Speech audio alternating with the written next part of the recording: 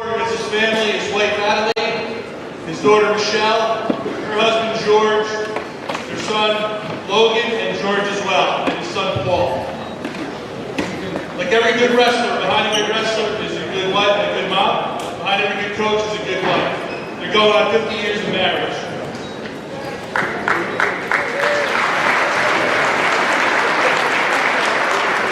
Coach is the former president of the Morris County Wrestling Association for approximately 7 years. Him and a few others really pushed for this tournament to take place. Two of the people that helped push for it are the late Gary Vittorio and Dick Scarice.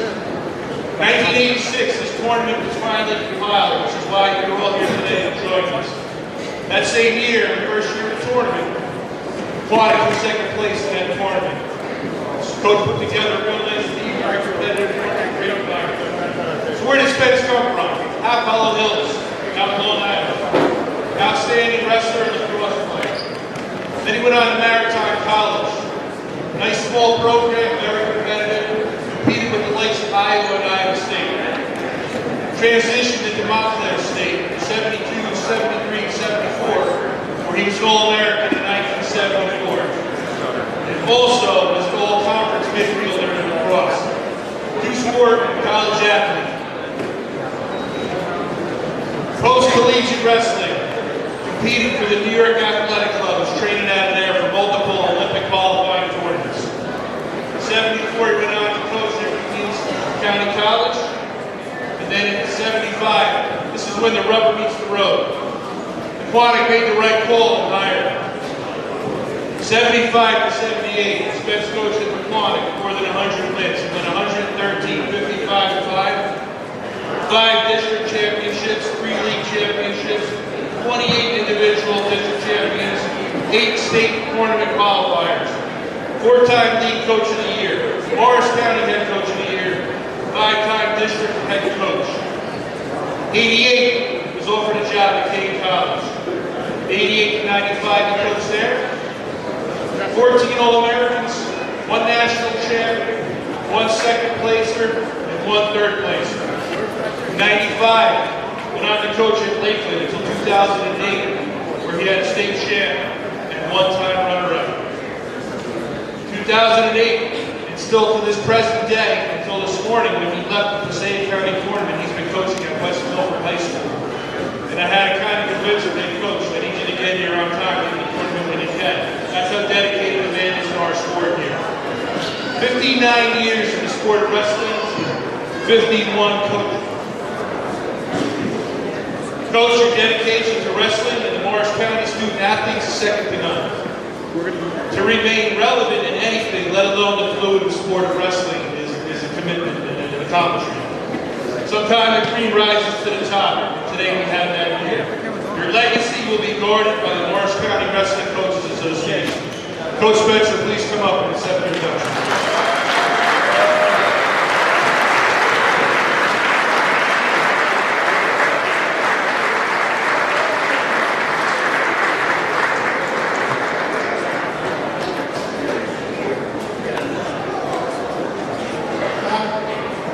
Thank you for listening, and I won't be too long. I just wanted to mention that when I was first starting coaching at the tournament, I wanted to get a county tournament like all the other counties. And I just want to mention some names of the coaches that I can remember. Used to be after the season. I wanted to see, you know, if they ever remember the finals of the first county tournament. And a lot of Coach mentioned Gary Vittorio, East Coach, also Frank Salo, Morris, Tony Lusacchio from Madison, Oscar Zavallo from Newton, Ron Standridge, was in Randolph, I think, at the time. We all would meet, and at that time, Horace Knowles was the only one who could come in. So we ran the first year without Horace Knowles. The next year they came in and they won. So we were very pleased that we got all the individuals get a chance to be first team all county. So very proud of that. Keep up with the tradition. good old Morris County wrestling. Congratulations, Coach. Our next recipient of the Hall of Fame is Gary Kessel. Joe Benvenuto is going to say a few words about Gary Kessel. If you don't know Gary, he's an amazing guy. Thanks, Chris. Congratulations, Coach Spencer. Guys, I would be remiss if I didn't mention Vinny Russo. Familiar face here. He's in charge of us. He runs us. He's here every year. He's a big part, actually, and inducting into the Hall of Fame in Morris County. Vinny just got out of the hospital yesterday, and he's resting comfortably home. Could use some prayers and thoughts his way. And the reason I bring that up is because Vinny was going to be the one to introduce Gary today. But from his hospital bed, he still came up with quite the letter that I'm going to do my best to share with you guys right now. It is my great honor and privilege to stand here today and celebrate and induct someone truly deserving into the Morris County Hall of Fame. Gary's unwavering commitment, passion, and excellence as a wrestling referee has left an indelible mark on the sport of wrestling that we all love. For over 35 years, Gary has officiated this Morris County tournament. He stepped onto the mat, not someone seeking the spotlight, the accolades, but as someone dedicated to ensuring that every match is officiated fairly, every call is just, and every wrestler is given the opportunity to achieve their potential. Gary has officiated at every level in New Jersey, as well as the national level. He's been selected to do the NCAA finals 12 times, Division I finals.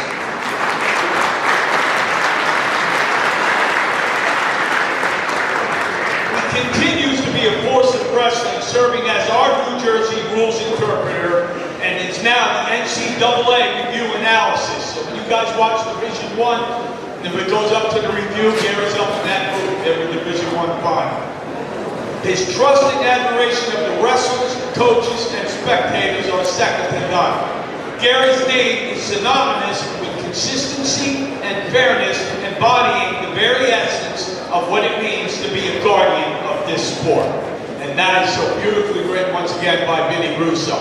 Vinny did have some comments, personal comments he wants to share. I'm sure he has shared them with Gary more than once and will continue to share them.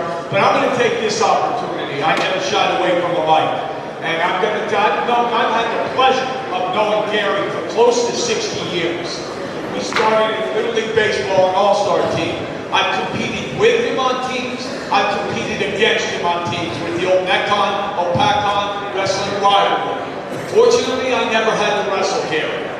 When we got to college in East Stroudsburg, we were on the same team. Gary was an All-American. I was a 4-year JV wrestler. Like I said, fortunately, I didn't have to wrestle. Gary's not going anywhere.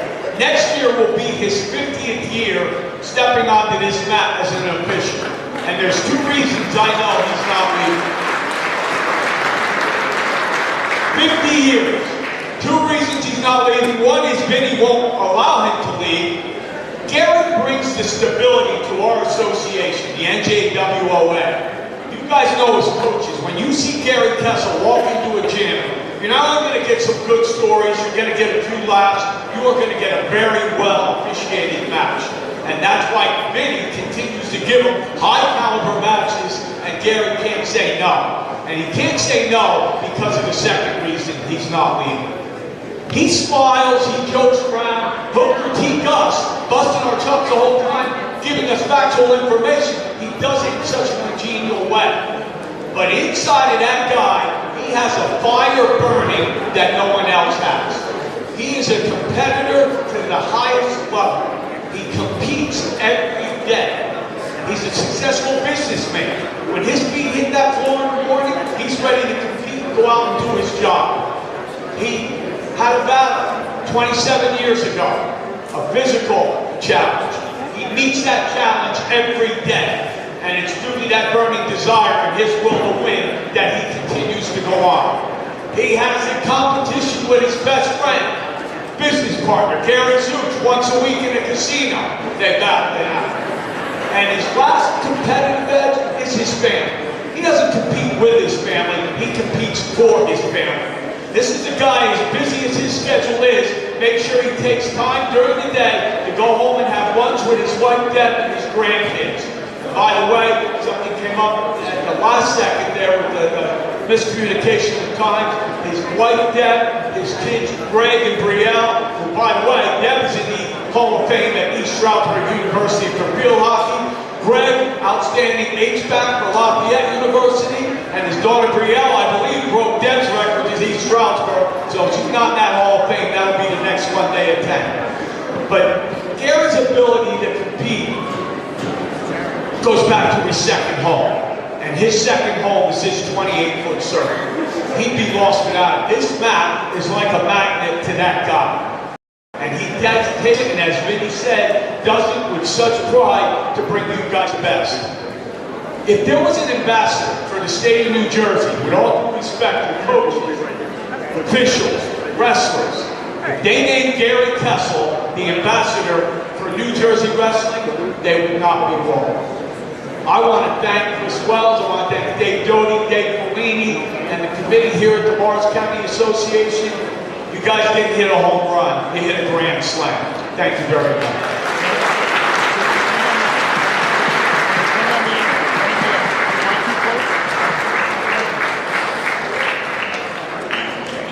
Joe, thank you for those kind words. We're here tonight to watch you guys wrestlers. I'm going to say one thing. My first collegiate match was against Greg Spencer. Now, he was like 26, I don't know how he was even eligible. Now he's a freshman. So that's my justification. Greg and I are back to one way, and we're teammates here at the club. I wish you guys good luck tonight. And we worked very hard. This work for this without for your family. Go out there tonight, have fun, and see you once. Good luck. Congratulations, Coach Gary Kessel. The next inductee is Anthony Cepolo, multiple time state champion from Hanover Park High School. Tyler Brandon's going to say a few words about Anthony Cepolo. All right, it is an honor to be here to be able to introduce 2025 Morris County Wrestling Hall of Fame inductee Anthony Cepolo. Anthony was a 2015 graduate of Hanover Park High School and a 2020 graduate of Rider University. I was fortunate enough to be able to coach Anthony for his junior and senior years of high school.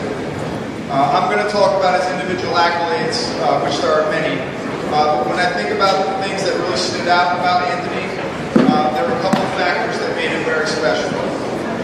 First, he could win matches in many different ways. He was probably best known for his upper body throws, but he was really good in all positions and just had a knack for winning close matches.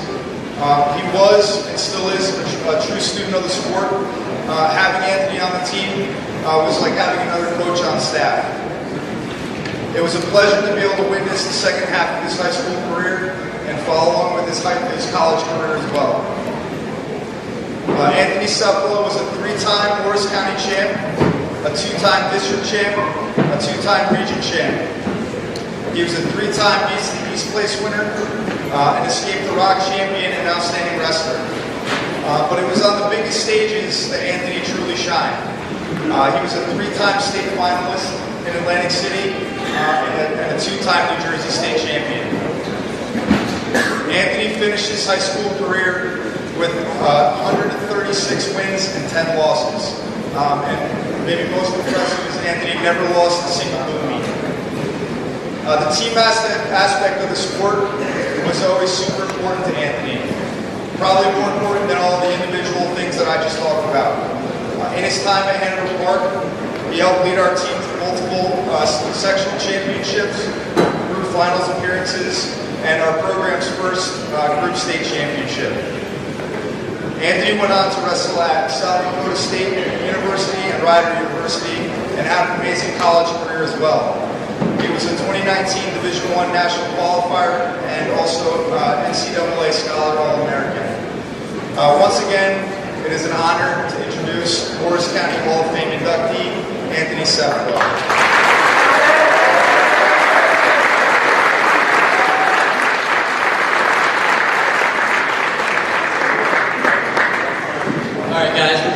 keep it nice and short here. I want to congratulate and wish you guys the best of luck in the county tournament and going on to districts, regions, and Atlantic City. I also want to mention that Morris County is the best wrestling county in the state of New Jersey.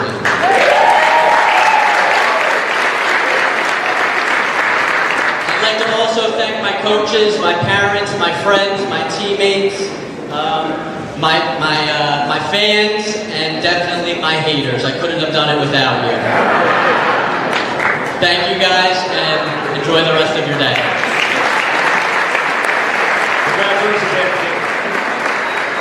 We're going to wrap up our Hall of Fame celebration with a Mount Olive legend, Seamus McGinnis, getting inducted into the Hall of Fame this year. Bob Sherman's going to say a few words about Seamus. Good evening, ladies and gentlemen, wrestlers. It's my great pleasure to introduce Seamus McGinnis to be inducted into the Morris County Wrestling Hall of Fame. I had the honor of being one of his coaches here at Mount Olive High School.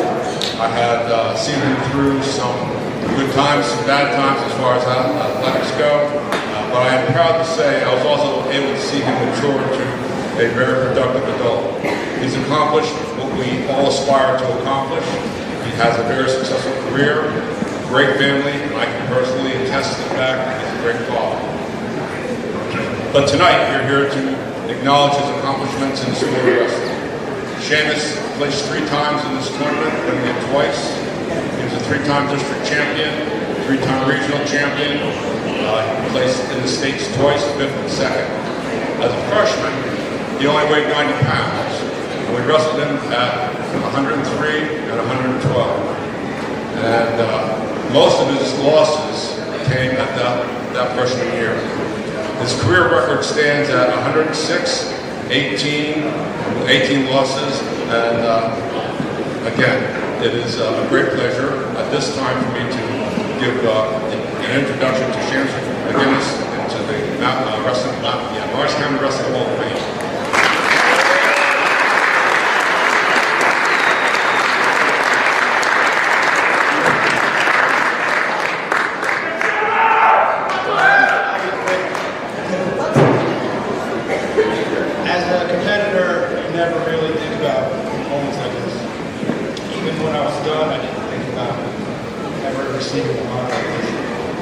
It wasn't until I got the phone call being told I was going to be honored. I still didn't believe it. I hung up the phone and I thought this whole thing was a ruse orchestrated by Sean Smuggler. And then it started to sink in, and the next thing I thought was about all the people that got me. So I'm now going to thank you for it. First, I'm going to start with my wife.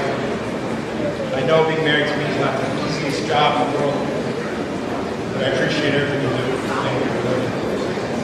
My 2 daughters, Quinn and Fiona. My whole world revolves around them. Next, my parents, who have spent countless hours in gyms, taking me to the club, all practices. They drag my brother into getting into the club twice a week. Thank you for that and everything you still do. All my teammates, especially the guys that are here tonight, Avatar, Punch, Jay Hills, some who couldn't be here tonight, and I know he would love to be. This kid was my training partner from 3rd grade to senior year in high school. That's Kyle. Next, I'd like to thank my coaches, who aren't just my coaches, they are good friends of mine. It's Bob Sherman, staying here, so Sean Smith. And then my club coaches, who truly made me the Carson family, and Junior Keith and Senior Wrestling.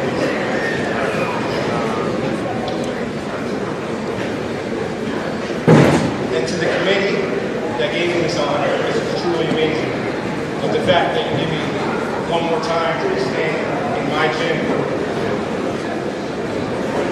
in front of my family and friends, one more time is crazy. Thank you.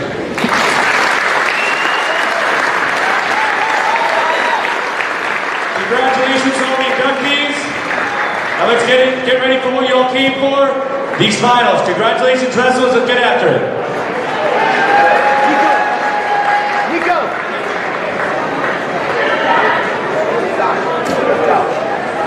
Wrestlers, can you please line up? I need the upper bracket on this side, the lower bracket on that side. We're going to introduce the colors, we're going to sing the anthem, and then we're going to do the Lehigh introductions.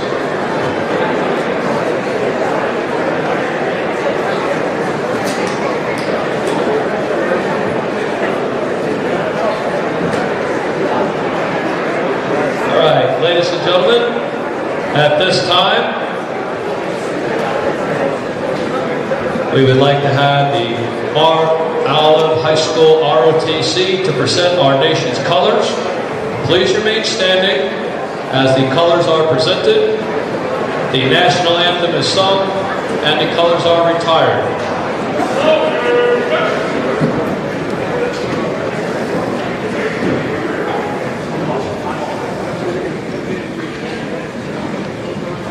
Singing the anthem for us tonight from Mount Olive, Sarah Pelcardi, Ashley Orozco, Emmy Bosch, Michaela Casey, Dylan Kovac, Matthew Karosky, and Richard Wang. Breathe it. Up.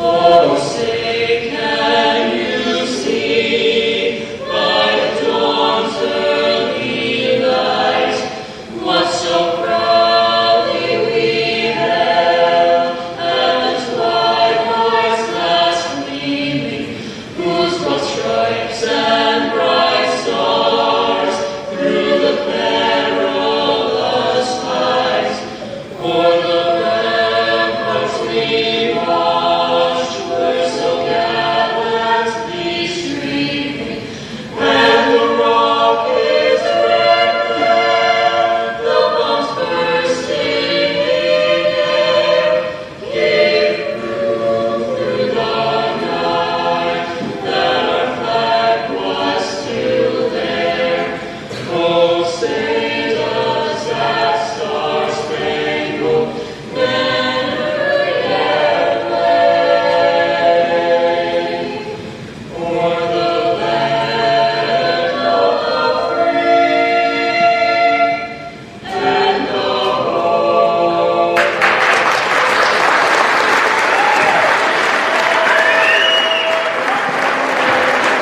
Ladies and gentlemen, please remain standing. Please remain standing until the colors are retired.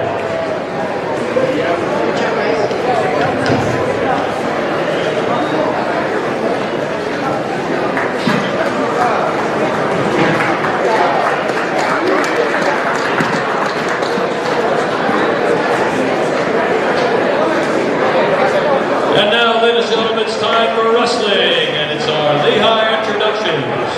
First, at 106, Aiden Riley from Mendon, a senior. World record at 21-4, lifetime record at 69-29. Second in the district last year, we take on Logan Forgash from Carson.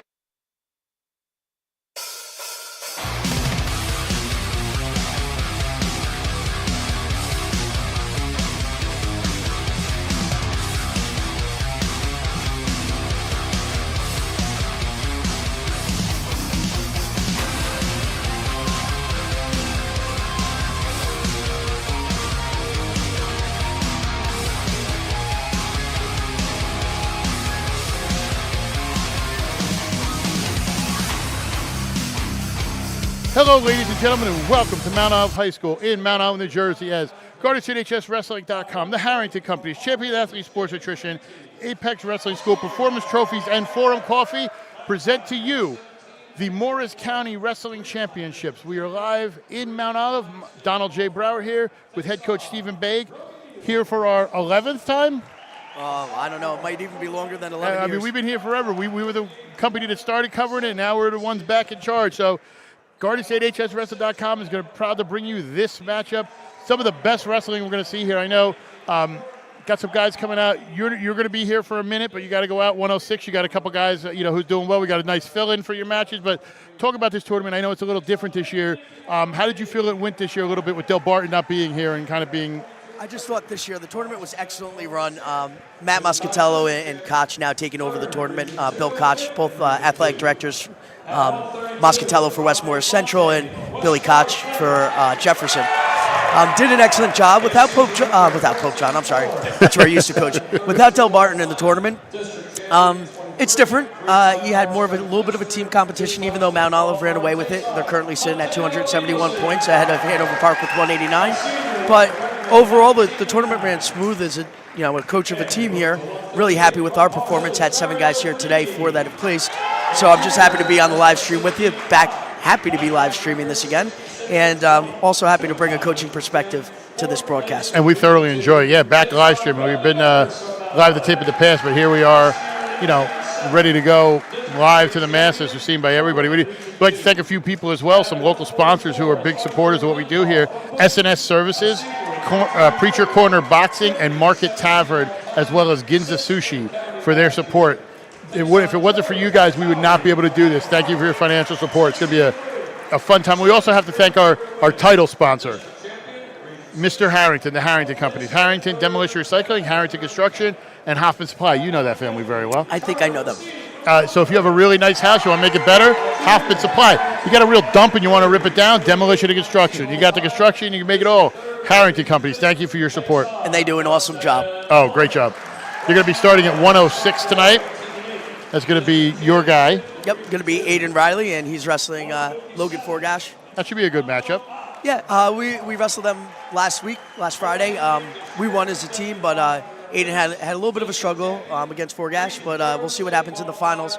You never know. It's different wrestling a dual match versus being in tournament play. Under the light and everything, it's a whole different. And you open up a little bit differently too, because now it's all the glory for yourself, and you're not necessarily wrestling for your team. Yeah, when you go out there as a team wrestler, you obviously got to understand, like, okay, I need to go get 6, or I need to do this, I need the points. Right. This is no points. This is go out there, do what you need to do, and just leave it all on the mat. And that makes for a lot of exciting wrestling, especially here during the tournament. We saw a lot of exciting matches, close ones, definitely people getting thrown around a little bit. So hopefully the finals should be really exciting too, and should be about the same. Yeah, I think we're going to have a really good, not too many real major upsets heading into this. A 2 seed loses to a 3 seed. That's not really an upset to me. There was no real, we've had in the past, especially for some of these. I know.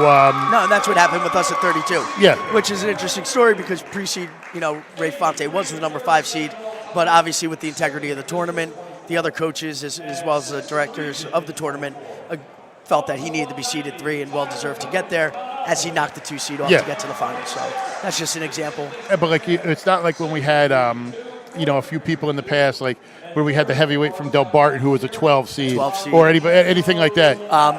He's from Jefferson. I see him. I can see the glasses. I can't remember his name, but I can see him. He had an older brother. Yes. And so, there's nothing too much like that, so everything's kind of been where it's been. He hit a Mallory in every single match to pin his opponents as the 10th seed all the way to the finals. Yeah, it was a great time. Oh, my God. Blanking out on the name. Bone. Thank That's you. what it is. Oh, jeez. So tonight we're going to, I think you already said, start at 106 and just go straight through heavyweight.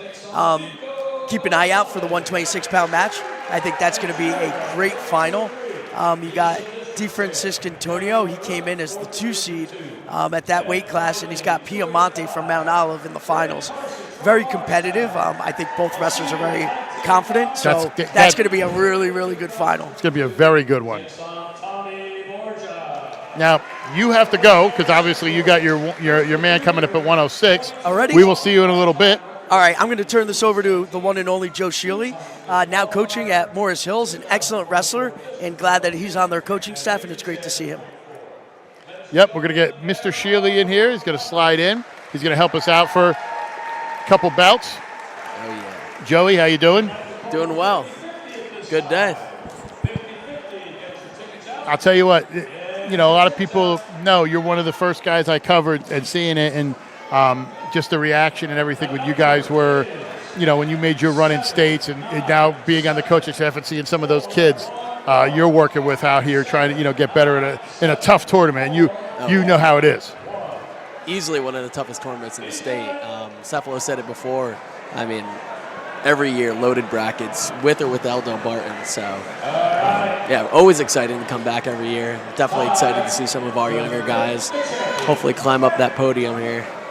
There was always one joke and stat that I always loved back in the day that it wound up changing when he got to his junior year. But Ramo actually had more state championships and matches in the MCT heading into his junior year. It's insane. I mean, this is always a loaded bracket, and I mean, every year you see early matchups in the bracket that end up becoming matches at state sometimes too. So, and these really two guys met about a week ago, week and a half. Forgatch won, but now it's a different story as we're here in the lights. It's Riley in on a shot there. Yeah, and early.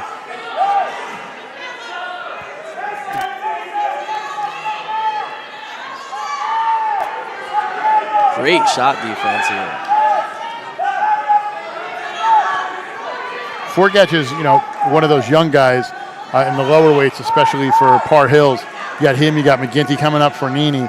A little shocked, honestly, with them having as many finalists. They haven't had the greatest team record this year. And I kind of thought like they were losers to teams I didn't think they would, and I was a little shocked by that. So, yeah, Coach Wells, everyone over there, I mean, that program has grown. I feel like, at least since when I was in high school, I mean, it's continued to grow, and I feel like you continue to see people climb, grow, get into the state tournament here.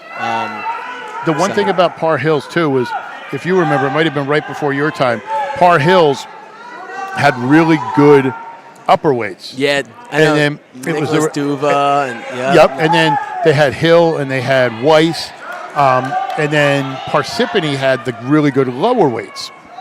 And there was always a joke, if you guys perform, you'd have one of the best teams around. And then numbers went down for Par Hills when, and then Wells took over and has really rebuilt this program into a great program.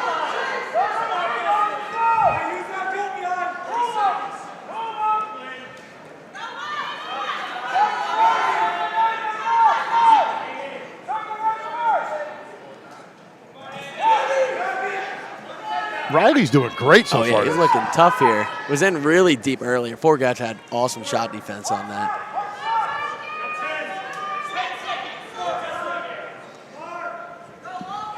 Short time here.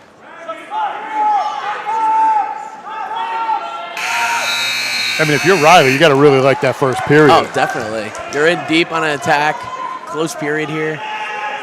If you are in place winner from 106, please come on back, make yourself available. Place winners from 106, start gathering up down here. We'll get out the numbers for 106. I'd like to thank you for tuning in today. The Morris County Wrestling Championships. We're here at the 106 match. Aiden Riley, Logan Forgatch. Throwing in legs here.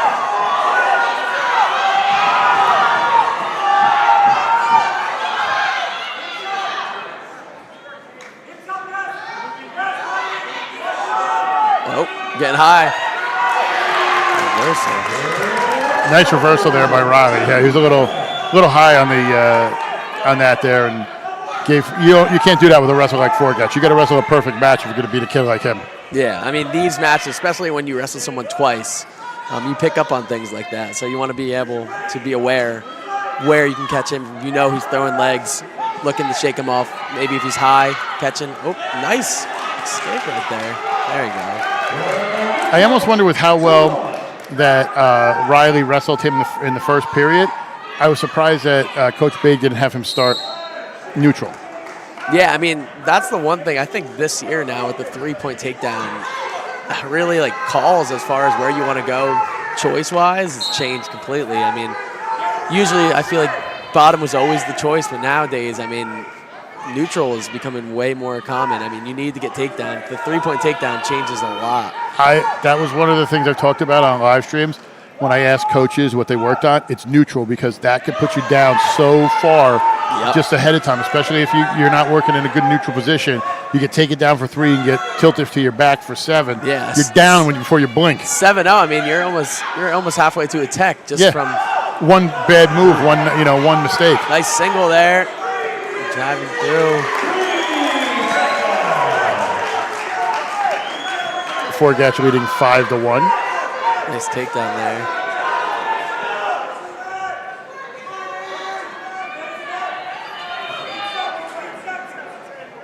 tough on top here.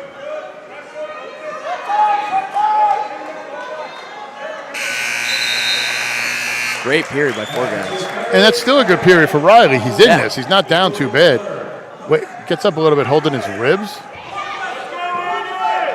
He escapes. That's a takedown away, so he's going to get one.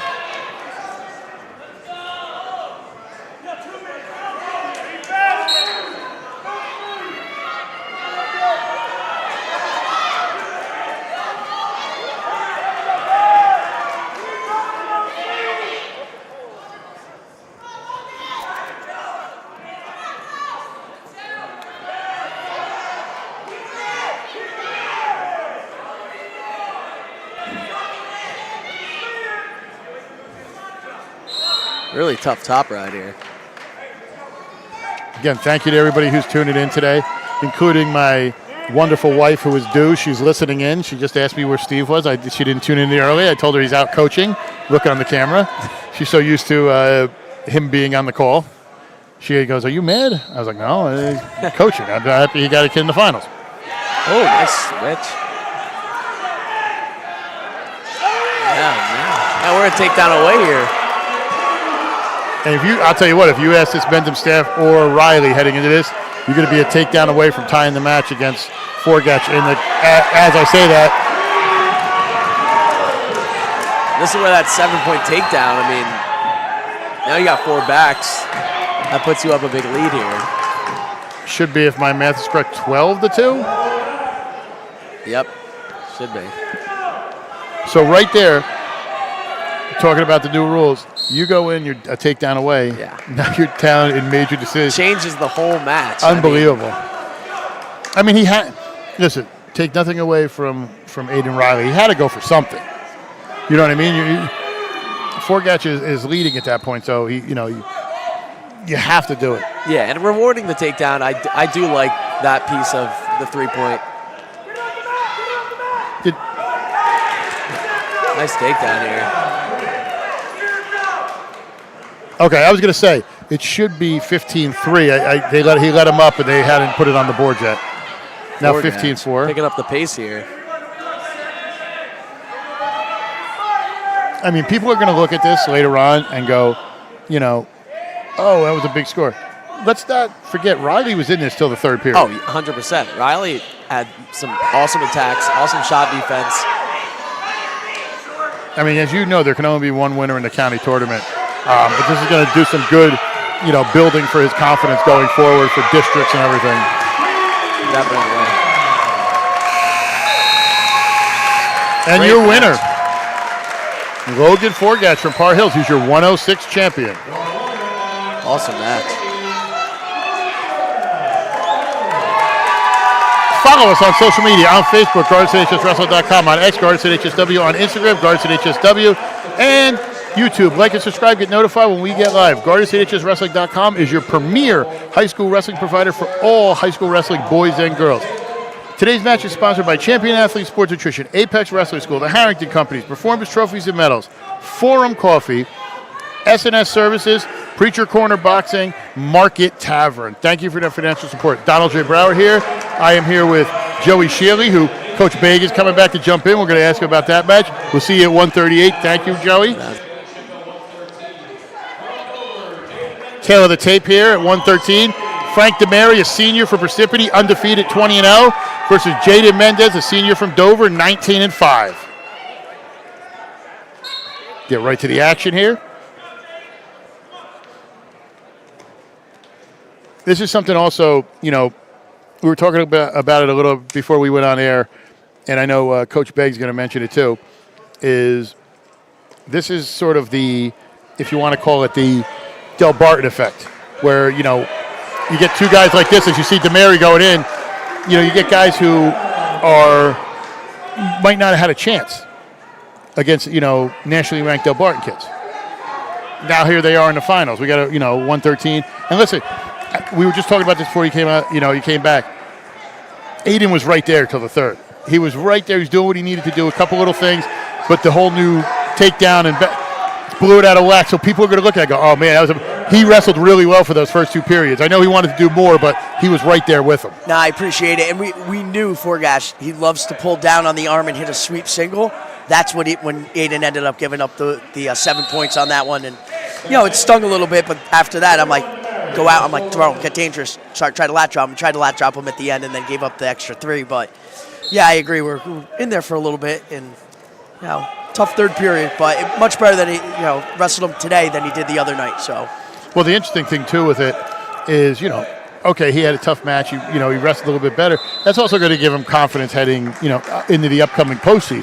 Oh, absolutely. Being able to hang with that guy, and he shows that the 10 days since, the 2 weeks since that he's improved, that he kept it a little closer, and it wasn't a Forgatch dominating from the beginning. It was a mistake. He walked into it. Yeah, no, it was definitely a good match. It's just, like you said, people might see the score at the end and be like, whoa. But really, it was 0-0 after the first, and then Forgash got out, So we just got to improve on getting those takedowns, a little bit of improvement on our front head position there, and things will take off. Aiden's a very coachable kid, so he's only going to continue to improve as the season goes on. And heading into the districts, we hope he could definitely make some waves in the regions and get down to Atlantic City. So. One of the wrestlers who's super coachable here, talking about Demary, one of the bright spots for Sipany, is doing a great job. He's just taking down Mendez at will. Yeah. Going to run a 9-2 lead here going to the second. Mendez made the final last year at the MCT. At 106, right? Yep. So, yeah, Mendez got to the finals. He tech-falled his first opponent in Conti from Hanover Park. Or, I'm sorry. From the Roxbury individual. I'm not even going to attempt the last name. No, some of those names. And then, then he beat Conti, pinned him in 5 minutes and 33 seconds, and then pins Fiegel to get to the finals. And Fiegel's top. That was a good match. He's also a state qualifier. So you're looking at even without Del Barton, we're still looking at some pretty deep weight classes. Oh, it's not like. And I want everybody to understand this. Just because Del Barton's here, this is not, break the luster of this tournament. This tournament, as if you guys were watching the Hall of Fame stuff, Anthony Cephalo said, this is one of the toughest tournaments. I think even with or without Del Barton, it's not like all of a sudden we don't have state qualifiers because Del Barton's not here. And I give them a lot of credit for what they've done in the past and moving forward to the future. But we have state qualifiers up and down here, state place winners up and down here. And we have Vincenzo Lavelle. You want to talk about Hanover Park, 3-time medalist, 2/3 and a second. DeFrancisco Antonio, yeah. Last year, blood round. Raced a two-time state qualifier. That's in Ray Fonte. So, we go up and down. We have a lot of quality wrestlers here today at the tournament. And then not only that, you look at some of these, I would bet money on Piemonte getting down there. Borgia getting down there. I wouldn't bet on Piemonte or Borgia. They're going. That's what I'm saying. Yeah, I bet, I know they're going to make it. So, it's still a super deep, talented, event. And on a side note with Del Barton, they've got their athletic programs have improved so much over the years. They've actually next year agreed to withdraw from all leagues. So they're only in wrestling. They're not going to have anybody, and they're not going to be in the county. And in all the other sports, if they're in a league, they're only going to play the team once, and they're never going to compete for a league championship. So it seems like they're making a push. I'm speculating, but making a push to be like an IMG of north, up north. Could be, yeah. They're wrestling on a great scale. I know they got Blair coming in next week, so. Yep, and if they put some housing on their campus, and I'm sure they've got plenty of room for it. Oh yeah, that's a nice area over there. It's really, they have a beautiful campus there, so. But Demary in control here, actually, looking really good, and he has, he's come through the program. He's come through the program and done a real good job with everything he's done. So, for Demary to stay at Precipity here, he's been that guy that they look at and are building off of. And the one thing I'll say is, you meet a lot of kids in wrestling. One of the nicest, humblest kids, I ever see. When he comes up and says hello, he's always really nice. So, really good job by him. Yeah, and in general, the wrestling community is very tight. So, the coaches, when we're in the back room at a hospitality lounge or, we're seating, we're all friendly. But once you get on the mat, just like stepping on the line as a wrestler, as a coach, you're going to be very competitive. Right? 100%. But I will say, I love the wrestling community and everybody that's involved in it. They're just great people. Appreciate even Coach Smythe and everything he does here with Colleen Souffle, their athletic director. preparing this tournament. It's not an easy thing to do. So it's not an easy thing here to almost pin a finalist from last year as DeMary was there. That should be a tech fall. It's going to be a tech fall here. And Frankie DeMary is your champion for the MCT at 113. That is awesome. We'd like to thank our primary sponsors, Preacher Corner Boxing in Hackettstown and SNS Services of Mount Olive. Thank you for your financial support for helping us get here today. We're going to head to the 120 bout. It is going to be a battle I can't wait to see. Brody Neal from West Morris, a sophomore, 11-2, versus James McGinty, a senior from Par Hills, who's undefeated at 12-0. Two guys I'm going to be really excited to see wrestle. This is going to be a fun final. Yeah, these two guys, we got a couple really coming up that are going to be barn burners, like really good finals coming up. And Brody placed 7th in the state last year. McGinty's been a 3-time state qualifier, I believe. And I don't know. I think this is going to be a very exciting final. Last year, Brody was at 106. Definitely ballooned up a little bit and thought he was going to cut the 13, but he's going to stay at 120. One thing I want to highlight here is we're showing these people come out. Gabriella Conte finishing 4th at 106. A girl in this tournament doing a great job. I think she's got to be the first female that has gone to a semifinal in the Morris County tournament. Has to be. Hands down. So, you know. And I'll be honest, I think I was having a panic attack when she was wrestling Aiden Riley. I was like, she's very technical, she's very good, and she can compete. Obviously, I mean, she knocked the number 3 seed off. So, knowing how she pinned Magalvo from Roxbury in the semis, I was like, not in the semis, in the quarters. I was like, all right, Aiden, we got our hands full, but you're also very technical. You know how to wrestle, so it all panned out. Thank God for us. And she's tough, very tough. I mean, she won the state title in girls last year at 106, or 100, excuse me. Yep. And it's interesting because next year they had an order that came through in May, an 8-0 unanimous decision to separate the girls from the guys starting in 2025 and 2026. So they have to have 8 matches, wrestling duels to get into the regional tournament, and it's just going to be separate. They can't compete with the guys next year. I don't know if that's going to be a good thing or a bad thing, but we'll see how that turns out as well. Oh, all right. So here we go. We've got Brody Neal, obviously in the finals as we discussed before. Made his way into the finals by beating the Parsippany kid, pinning him in 1 minute and 34 seconds, then taking out Jones from Butler in 1 minute and 57 seconds, and finally pinning a tough Daniel Visha from Roxbury in 1 minute and 25 seconds. McGinty made his way to the finals, and Brody just took McGinty down, so that's 3 points. But McGinty made his way to the finals by a pin over the Mountain Lakes kid in 1 minute and 15 seconds, then over Rivera from Morristown in 39 seconds, and then over the Booten individual, Isa Kupa, in 4 minutes and 33 seconds. So right now we're watching Brody going ahead. Also, I wanted to point out new rules in wrestling. So normally you hear everybody yelling 2 for a takedown.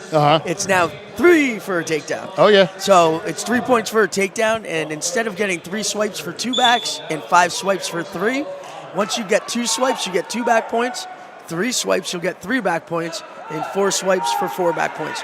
So you're going to seeing a lot of quick, like technical falls, major 100%. decisions. We're seeing scores that are a lot bigger than we're used to. A lot of techs in the first period, because if you take an individual down to his back now, it's 7 points. You're almost halfway to a tech. They also said that making these rules will speed up individual dual meets by about 15 minutes. And so it has been. I mean, a lot of them have been going through. The other thing is now you only have to have 1 toe in bounds on the line. Right? 1 point of contact. 1 point of contact, which is much more like college. So we're seeing pins now out of bounds. So, you know, high school wrestling matches are typically a little bit, they are smaller than college wrestling matches. So keeping the match clear is super important as well, because you can pin an individual out of bounds just by keeping a finger or and we've seen in. that. Oh, yeah. You know, the one thing I've noticed too, especially when it happens, is I guess people are still learning the rule because there's guys who give up because they think they're too close to the line and get caught with something. I've seen those pins so many times this year. Yeah. I mean, you got to keep wrestling until you hear that whistle. And you're right. A lot of people think, wow, I'm out of bounds. You're not. They're letting wrestling just continue. Oh, great job there by Wow, McGinty. So he's got the reversal. So again, 3 points for the takedown. It's only 2 points for a reversal. So you're still seeing Brody Neal up 3-2 as the first period expires.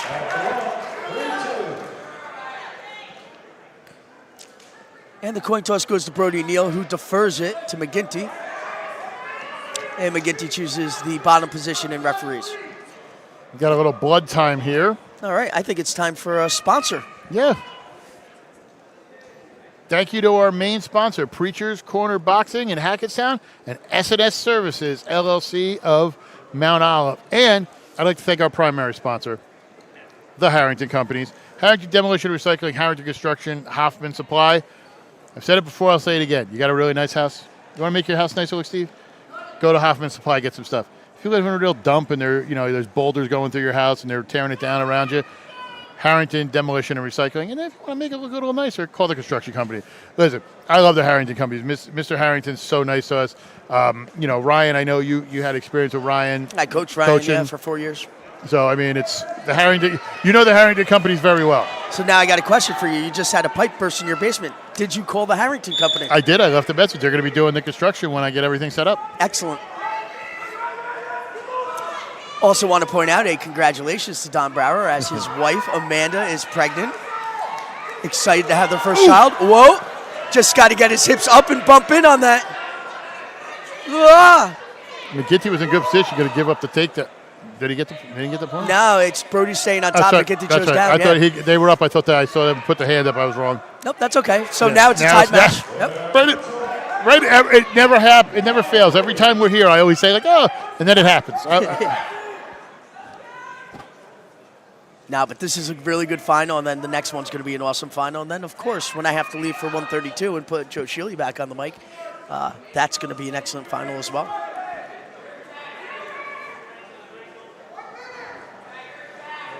To all 113 plus players, please report to the chairs of honor.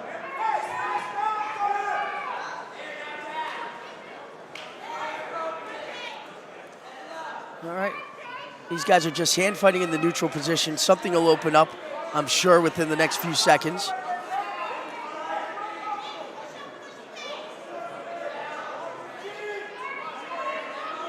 All right, Brody in the front head position, trying to score off of it, and then pushing him away. And we're looking at about 30 seconds left in the second period with a 3-3 match.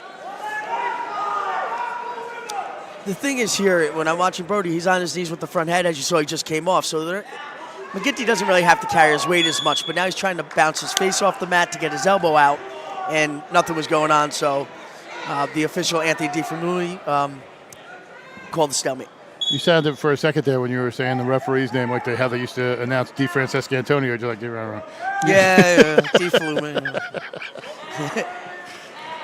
No, we got a great officiating staff. Oh, this is one of the best. Because you also see Gary Kessel out there, who's the rules interpreter, who Speaking actually of helped which, me out with something. we want to talk about referees. I know he's listening in.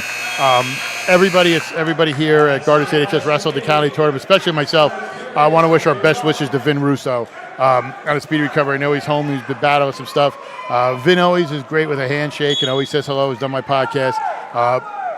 Best wishes, Vinny. We miss you here at the MCT, but I can't wait to get the shake and the handshake and the hug down at Atlantic City this year. Yeah, I miss you too, Vinny. And when we get to the off season, hopefully we'll get the fishing poles out and get up to Beaver Lake at your place. Yeah, I think a lot of people, we talked about with, other people with the matches and going for what we did in the beginning with Riley. I think a lot of people saw how Neal did last year and would have thought this was a mismatch, and here we are 3-3, in the third. Yeah, this is great. So we got a minute 26 seconds, another blood timeout. I also just wanted to make a mention of one other thing. One of my assistant coaches, Vince O'Brien, he unfortunately can't be with us. A couple weeks before the season, his wife was unfortunately diagnosed with leukemia.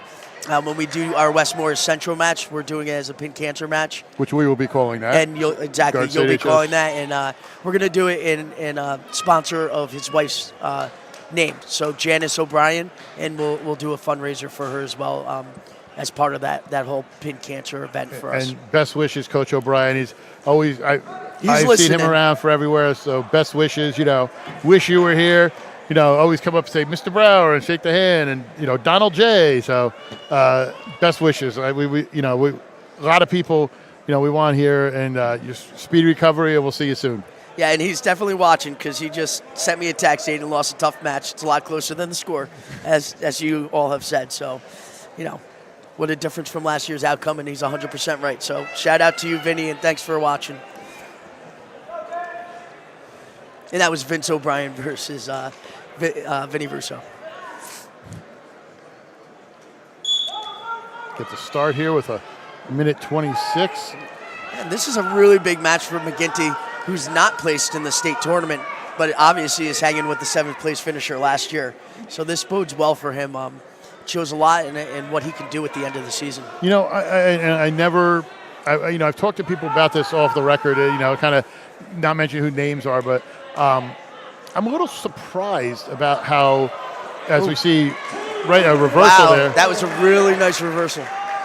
I'm a little shocked at Par Hill's dual meet record because they have such representation in the finals. And I don't know what it is. Maybe it's just matchups, but I don't know. Some teams are a little bit more of a tournament team than a dual meet team, and they definitely have the power to do well in a tournament, especially like this. They have 3 state 3 state qualifiers in their lineup. Mm-hmm. So wow, that's like Brody's forte almost, right? He can power over kids. He's a very strong individual, so he really hits his moves hard, and we just saw that happen. And this is going to be another one. So if Neil wins and gets the pin, people are going to be like, oh, he pinned McGinty, not realizing how everything went as he gets the pin. Yeah, 3-3 going into the third, and obviously, McGinty got caught in the throw and was headlocked to his back. So it's unfortunate, but again, he was in there the entire time. We see the replay. Got the underhook, pulls up on the head, settles in, and gets the pin. And he looks up. So as you see him look up, he's getting very heavy, and that got the pin for him. We talked about one Par Hills wrestler. We're going to go to another. The winner at 106, Logan Forgatch. Logan, tell us a little bit about your win and everything. How you feel being a champion here at the MCT. I feel good because it was a good match. You wrestled really well. Came out. Was there anything you were looking for? Because I know you wrestled him, about 2 weeks ago. Was there anything you expected, or you just kind of like, I'm going to wrestle my match and go from there? I expected the front head when he snapped me down, because when I wrestled him before, that's what he was getting to. But I was able to clear it, most of the time I got to it. Well, congratulations. Listen, I know you got some other teammates coming up. Thank you so much, and best of wishes this offseason. Hang on. One quick question. I got to ask. Got to get a coach's question. So you wrestled a great match. So you wrestled, obviously, my guy. You did an excellent job. But I got one question for everybody I'm going to ask. We get to the offseason. You're about to have your first dessert. What is it going to be? You could choose anything in the world. Probably just vanilla ice cream. That's it? Nothing on it? Nothing fancy? No syrup? No fudge? All right. Just vanilla. Just vanilla? I expect to see you eating that down in Atlantic City, my friend. Best of luck this offseason. Okay. Thanks. Gonna head to the 126 final. Anthony Piemonte, a junior from Mount Olive, 22-3, and Nick DiFrancescantonio, a senior from Hanover Park, 20-4. This is going to be a really good match. Yeah, this is probably one of the highlights or feature bouts of the finals. Not like any of the others aren't, but DiFrancescantonio, I believe, has been the #1 seed for the last 2 years. This is the first year he's come in as a 2 seed with Piemonte taking the 1 seed. Both of them are juniors. Piemonte making the finals by way of pin overboard for Morris Knowles, then over Palmiero of Montville in 49 seconds was a pin, and then over McDonald from Morristown in 2 minutes and 26 seconds. Nick DiFrancescantonio made his way to the finals by pinning the Whippany Park kid in 2 minutes and 21 seconds, then DeJesus from Booton in 1 minute and 45 seconds, and then Frank from Morris Hills, he tech-falled in 4 minutes and 30 seconds in a 28-3 match. Piemonte's opened up with the takedown here, so we'll see if the seeding pans out to be the way it should be. Today's broadcast is brought to you by Champion Athlete Sports Nutrition, Apex Wrestling School, the Harrington Companies, Performance Trophies, and Forum Coffee, as well as our local sponsors, S&S Services, Preacher Corner Boxing, Market Tavern, and Ginza Sushi, bringing you today's action from the Morris County Tournament at Mount Olive High School. I'm Donald J. Brower here with Stephen Baig. We are at the 126 match, DeFrancesco Antonio versus Piemonte. The one thing, I've seen both of these guys, and obviously DeFrancesco Antonio has been annoying announcers for, the last 10 years with that name. How many times do we hear his older brother, DeFrancesco? They just gave up on it. And his older brother, Dom, in his senior year at TCNJ, became an All-American, too. Yeah. Went on a huge run, so I want to give him a little bit and of a he's shout here. out. He's here helping Hanover Park this year and last year, but, yeah, congratulations to him because that was an awesome run. And then Piemonte, getting to be in a room with a state champion like Tyler Hagginson and bang with him last year. He's been on a roll this year. He's been dominant with what he's doing, and I think he wants to get down and get on the podium. He saw what the guys did last year on his team, and I think he's trying to equal that. Yeah, his body of work this season has been excellent. Not like it hasn't been in the past, but this year he's really upped it. I think also with his teammate, we're going to see at 132 when we go against Ray Fonte, the same thing. Eagleson's body of work this season has been awesome as well, defeating a lot of state qualifiers. So, again, having a good match at 32 for us is going to be huge for Ray Fonte. Yeah, Rafe is funny to me because he's always, he goes out there and he loves wrestling and what he does, and when he's kind of getting his stuff together, he obviously wants to get his offense going, but I'm trying to think of the proper way to say this. His dad's even told me he's kind of a goofball, like off the mat. So it's funny, just almost like he turns the switch on. It's like, Oh, yeah, you can see him start to just lock in when it gets closer to match time. In fact, today, you go to talk to him about a couple things, and he just puts both hands up, and he's like, he doesn't even say, I got it. He's just giving you the hands like, I got it, I got it. Like, I don't want to talk. So, talk about a guy who likes ice cream. Oh, wait till you talk to Rafe. He won't eat pasta during the season, but as soon as we get to the banquet for the MCT, oh, my God. 3 plates of pasta, 6 cups of ice cream. See, the one good thing is all these guys who were cutting weight when I wrestled, I was 189, but then I went in my freshman year with Coach Bullis. Yep. I went to 195, and they didn't have anything over that, so you were heavyweight. They didn't have a cap. And then going into my sophomore year, it went up to 240, and they put in the 250. Still, yeah, I was. Yeah, we both graduated 95, 96. Okay, yeah. So it was right there, and I was like, all right. So I couldn't go up, I couldn't go down. I think the thing that bothered me about the cap for heavyweight is it honestly cost me a couple wins because you usually had the really fat guys who couldn't move and they couldn't make the weight. I was quick enough that I can get around them. So this is interesting. It's a 3-2 match now, and DeFrancesco Antonio is in on the leg, but Piemonte's cutting the corner.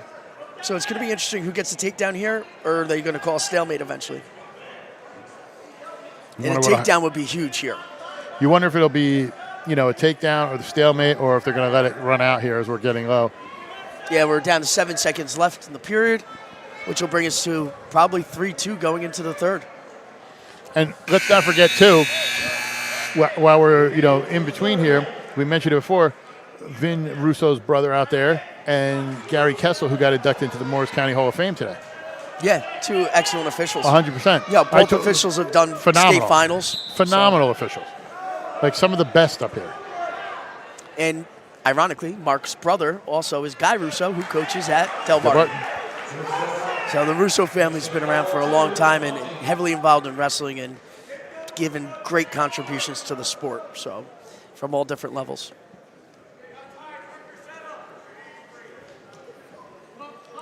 Again, thank you everybody for tuning in here. We are live from Mount Olive High School. Donald J. Brower with head coach Stephen Baig. We are at the 126 weight class. Ooh. Almost. Yep. Nice little setup to an outside single. Just Piemonte was quick, sprawled out of the way.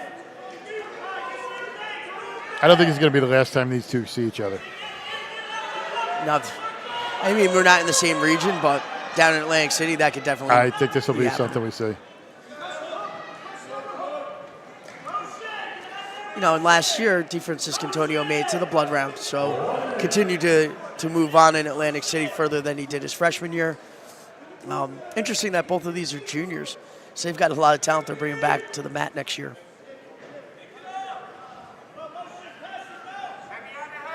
Oh, I apologize. And we had DeFrancisco Antonio listed as a senior on the placard somebody wrote up. So now you looked at it. I realized I just looked. So you're right. So the person who did the graphics actually put him as a senior. I didn't age him. You have another year, DeFrancisco Antonio family. 30 seconds left in the match. Nick just tried an inside trip before that and didn't get it. I know Piemonte was hit with a stall, and I bet he's going to get hit. Well, maybe not. On the re-attack, he's probably not going to get hit. And he's keeping the point of contact using the clock. Right, the 1 point of contact remains in, so the clock runs. As in the past, it wouldn't. Even with his toe on the line. Now they're out. And it ran 6-7 seconds off the clock right there. A lot. So we're down to 9 seconds. You know, a takedown obviously would solidify it for Piemonte and a win for DeFrancisco Antonio. There's the inside trip again. He just can't finish it. No takedown at the end there. That's a 4-2 match. Excellent job. Excellent final. All right. And I'm going to stay here for one interview as they pull out the medals. And then I got to head out and hand it over to Joe again. We're going to head to the champion, 113, Frankie DeMary. Frankie, how's you doing? Congratulations. Congratulations. Big win, obviously. I know going out there, you win it, the emotions coming out. Just kind of talk about that a little bit, about winning this title for your team. You know, I envisioned it for a while now. I've always wanted it. I made it happen. All the work I've put in this year and continue to put in, it's going to show. I really want it this year. Now, I talked to you in the beginning of the season and last year as well, and you talked about what it meant to you to be a Parsippany wrestler and be in that room. What does it mean for the program, especially, you know, with numbers a little low the last couple of years, for you to come out here and win and show, hey, wait a minute, you train hard enough, you can win a title in Parsippany? I'm hoping to show kids that it can happen, and it doesn't matter the school, where you go to, program. You're going to do it if you want it. It's that simple. If you want it, you're going to have it. I'm hoping I'm bringing more kids coming for next year and showing that it's possible. And Coach Baig has one question for you. He's going to ask everybody this. All right, quick question because I got to go and coach one more here. As soon as the season ends, you get to choose one dessert, anything you want in the world. What are you eating? Ooh, I'm going with triple chocolate meltdown from Chocolate House, 100%. Wow. That's a good one. Very That's right up there. That's a good one. This is going to be my question of the night for everybody. So that's a good one. You're leading right now. You win the poll right now. Yeah, you're winning. So Joey Shieldy for you. Thank you so much, Frankie.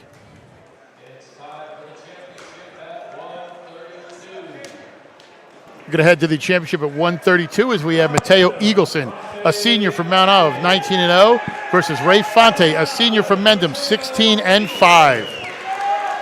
Today's broadcast is presented by Champion Athlete Sports Nutrition, Apex Wrestling School, the Harrington Companies, Performance Trophies and Forum Coffee, as well as SNS Services, Preacher Boxing, and Market Tavern. Donald J. Brower here with Joey Shealy. We are at the 132 match. It's a great matchup here. Really takedown for Fonte. State qualifier last year.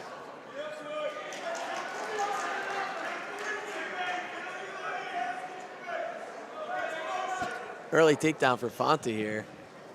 Came off firing. He's kind of turned it on this year. I mean, Fonte, you know, we talked with Coach about it. You know, he has his ups and downs, but I mean, especially coming into this tournament, he was originally supposed to be a 5 seed. And then winds up getting up because he beat the 2 seed. They move him up to the 3 seed, and now he's in the finals here. Yeah, I mean, great. Knocking off the 2 seed in semis. Kostowski's a stud as well. Yeah, this bracket through and through is really, really, really tough. This is one of those few that, you know, there's certain brackets, and I'm not going to name them because I don't want people to yell at me, that it's going to be a cakewalk for certain guys. Then there's other ones where you earned it. Like you put that medal high. You walk around. You wear that medal in the school Monday. Yeah, I mean, that's what's so great about this tournament. There's a lot of weights and a lot of matches, not even just the finals, that you're going to see rematches in regions, states throughout the year. And so many potential state placers, everything we have. I mean, it's a great job. It's Fonte again with the takedown. Going to make it 6-1 here. Great first period here. Being aggressive and taking advantage of spots.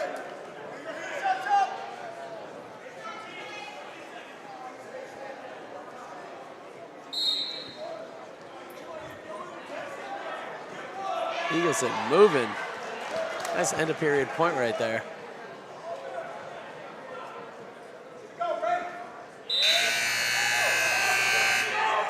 What is the one thing, and you know this, and I'm going to see if you'll guess it correctly. You're a coach now.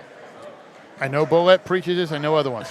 What is the one thing coaches hate about late in periods? Giving up end of period points. I mean, that's also what you preach when you're trying to push for that score. I mean, scoring at the end of point period changes the entire match. It also is a mental thing too.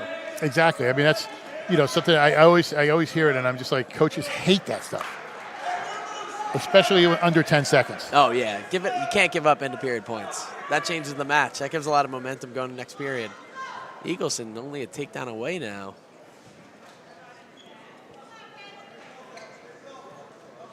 Fonte trying to control that wrist.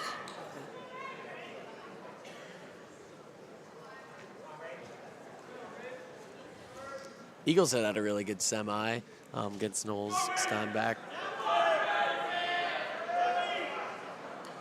I've said this before. Eagleson has turned it on this year. Oh, yeah. I mean, it's almost like a different wrestler. I saw him wrestle a couple times earlier this year on live streams we did, and I almost had to blink. I was like, what? And Great not that he did attack. big, just he stepped it up so much this year. Scrambling here in real deep. Oh. Nice funk.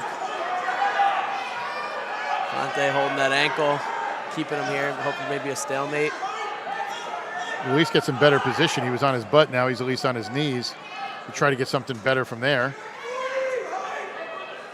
Great scrambling here. And like you said, Eagles, I think it just also comes with being in that level of room. I mean, you're surrounded by state qualifiers, state placers in that Mount Olive room. It's important to kind of pick up things. Stalemate there.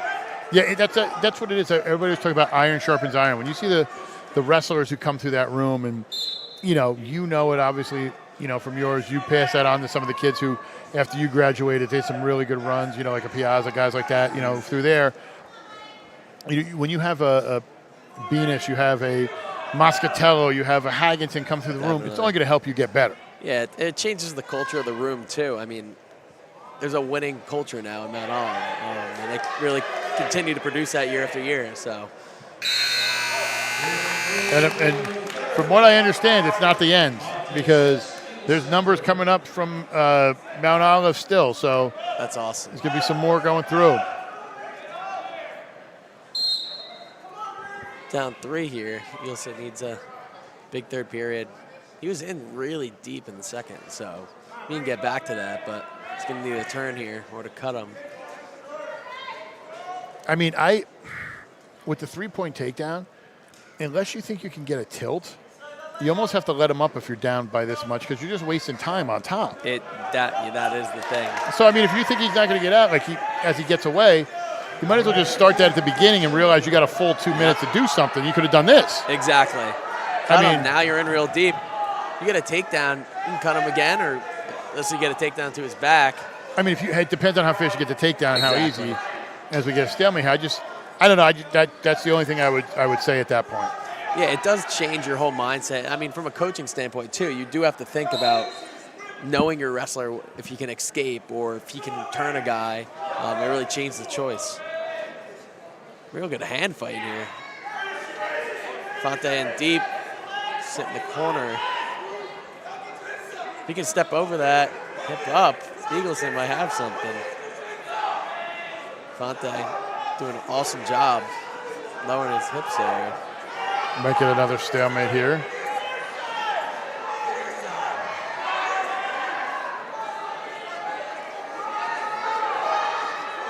Fonte working up a little bit. Yeah, and that's what you need to do. You have that lead. You got to keep your foot on the pedal.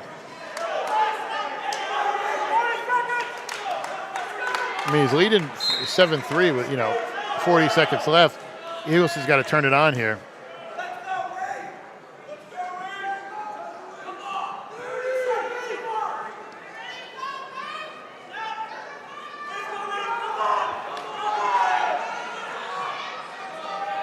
Seconds here. Eagles is going to have to go for a dump of some sort here, or try to throw him to his back, because, I mean, even at 10 seconds left here, Holding it out. Coach Baig is happy. And he's going to be thrilled when he comes on. There we go. Mendham's got a champ. Great match. Really great match.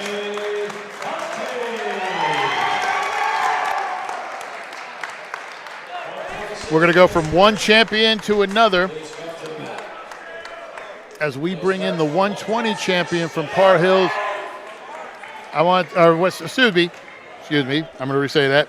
We're going to bring in the 120 champion from Westmore Central. It's the color of the shirt. It threw me in the dark. Brody Neal, listen, congratulations. Talk about this win and just what it means, to take a championship here. It means great coming back from last year, taking third, and just working on the offseason, trying to move up. Now, you wrestled him recently, and he's a really great wrestler. Was there anything you kind of thought, looking at him, that you said, hey, I can exploit this, or did you just kind of know I'm going to have to throw my best and hope it's enough? I just knew that if I went there, working my best, doing all my great moves, that I could get out and score, be on top, and just work. Now, Coach Baig has a question he's been asking everybody, so I have to because he's not right here. End of the season. We're down in Atlantic City. You win. You do what you need to do. What's the first dessert you're having after you don't have to weigh in on a scale? Probably a good milkshake, probably just plain vanilla. Listen, anything's there. I didn't have to cut weight when I was at school, so I can't even imagine. Enjoy it. I'm sure we'll be talking to you again later on in the season. Congratulations. Thank you.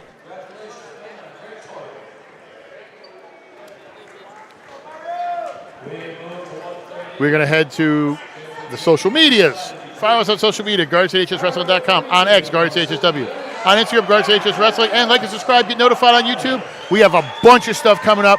Follow, get notified, all the live streams we're doing. We'll have the schedule up.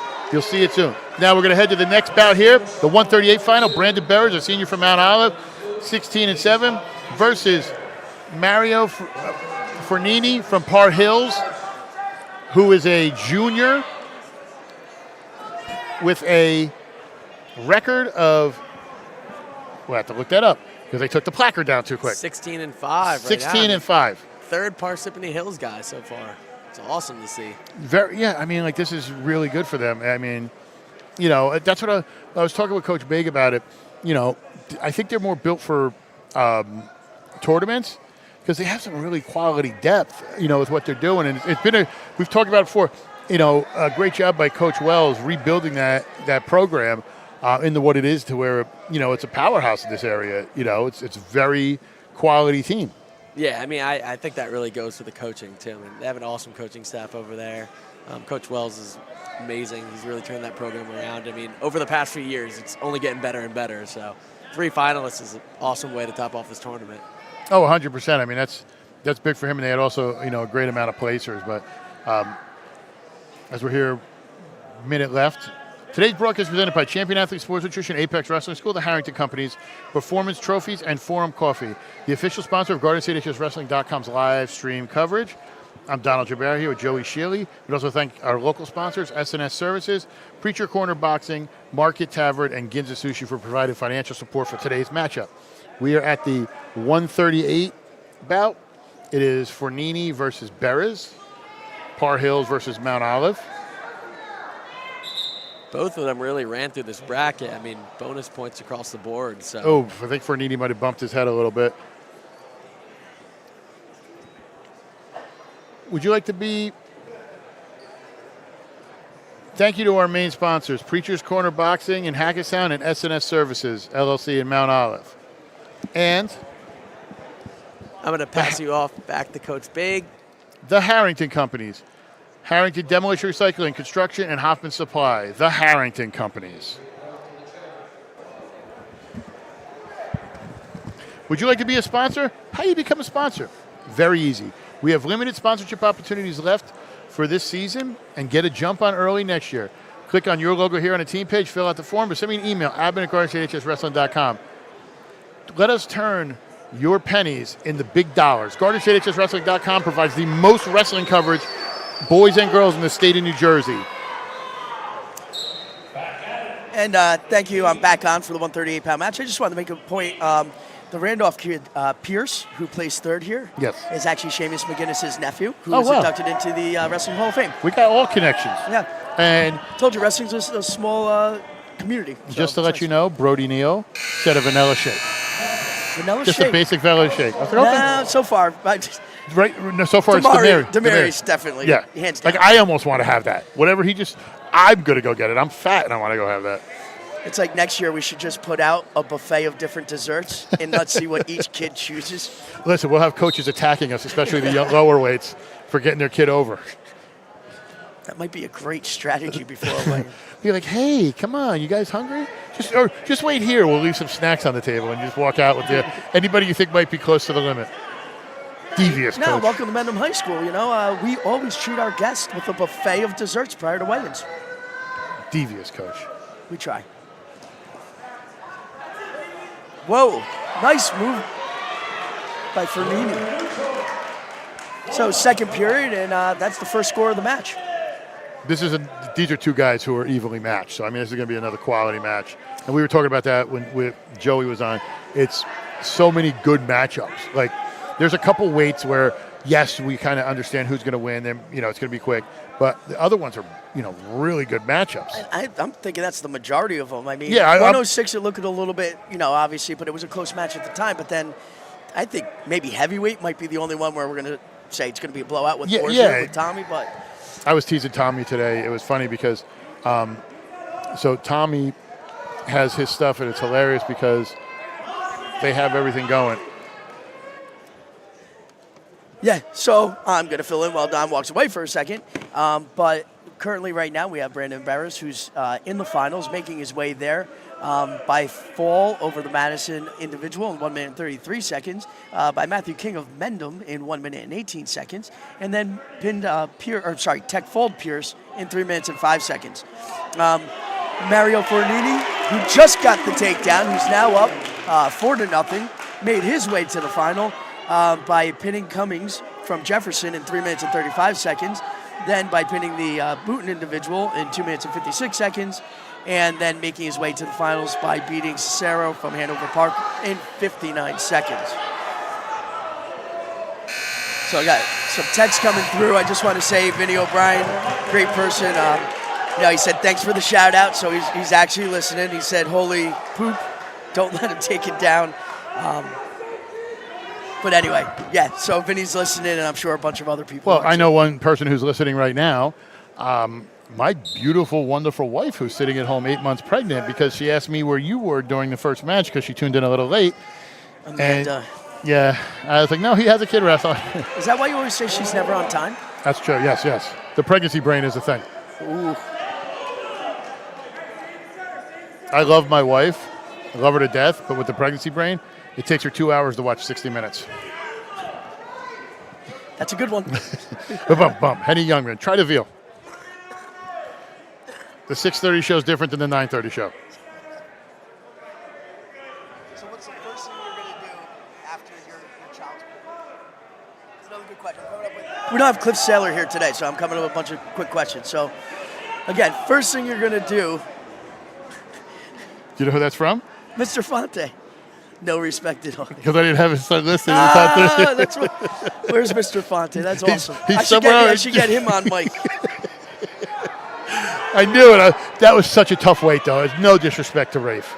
No, and you know what? He did a great job. And you look at the body of work that Eagleson put together this year. His points going in to the seeding meeting were like 230 something compared to Rafe's 135. And there's a period of time where Rafe missed some matches during the season, and the other coaches did recognize that. And so he would have been preceded 5 and stayed at 5, but we moved him to 3 on a wild card. Follow us on social media on Facebook, guards@hswrestling.com, on X, guards@HSW, on Instagram, guards@hswrestling. And like and subscribe. Get notified when we go live on YouTube. We have a bunch of stuff coming up. We had a crew at the PCT. You can rewatch that. We have the podcast tomorrow. I think we have 6 matches next week. We're going to be out live streaming it at some point. Plus, don't forget, districts is coming up. Regions, groups, sectionals. Gardens8HSWrestling.com is your premier high school wrestling provider in all of New Jersey. We are the original. No one does it better. Gardens8HSWrestling.com. Looks like just a little bit of a banged head here, but Preacher's Corner Boxing and S&S Service, thank you so much for your support and helping us bring this match to you today. So now this is blood timeout going on right now, correct? The first time, I think I missed it. Was it injury timeout? I think so. He banged his head. He was holding his head, so I think he might have. Okay, so probably injury, and now we're on blood. Okay. The 2 times he's kind of grabbed his head, like I don't know if he has a head, like a little bit of a concussion. He's up. He's only going to last 12 more seconds, barring a takedown here. I'm sorry. 45 seconds. I'm looking through the scoreboard up there, and it looked like it was 12. I know. I keep looking there, even though we have it on the screen in front of us. But, it is what it is. Fernini's up 4-1 with 30 seconds left. It's going to take 1 takedown to tie it, but we'll see if he can hold him off and last it out. Barris is heavy on the head, too.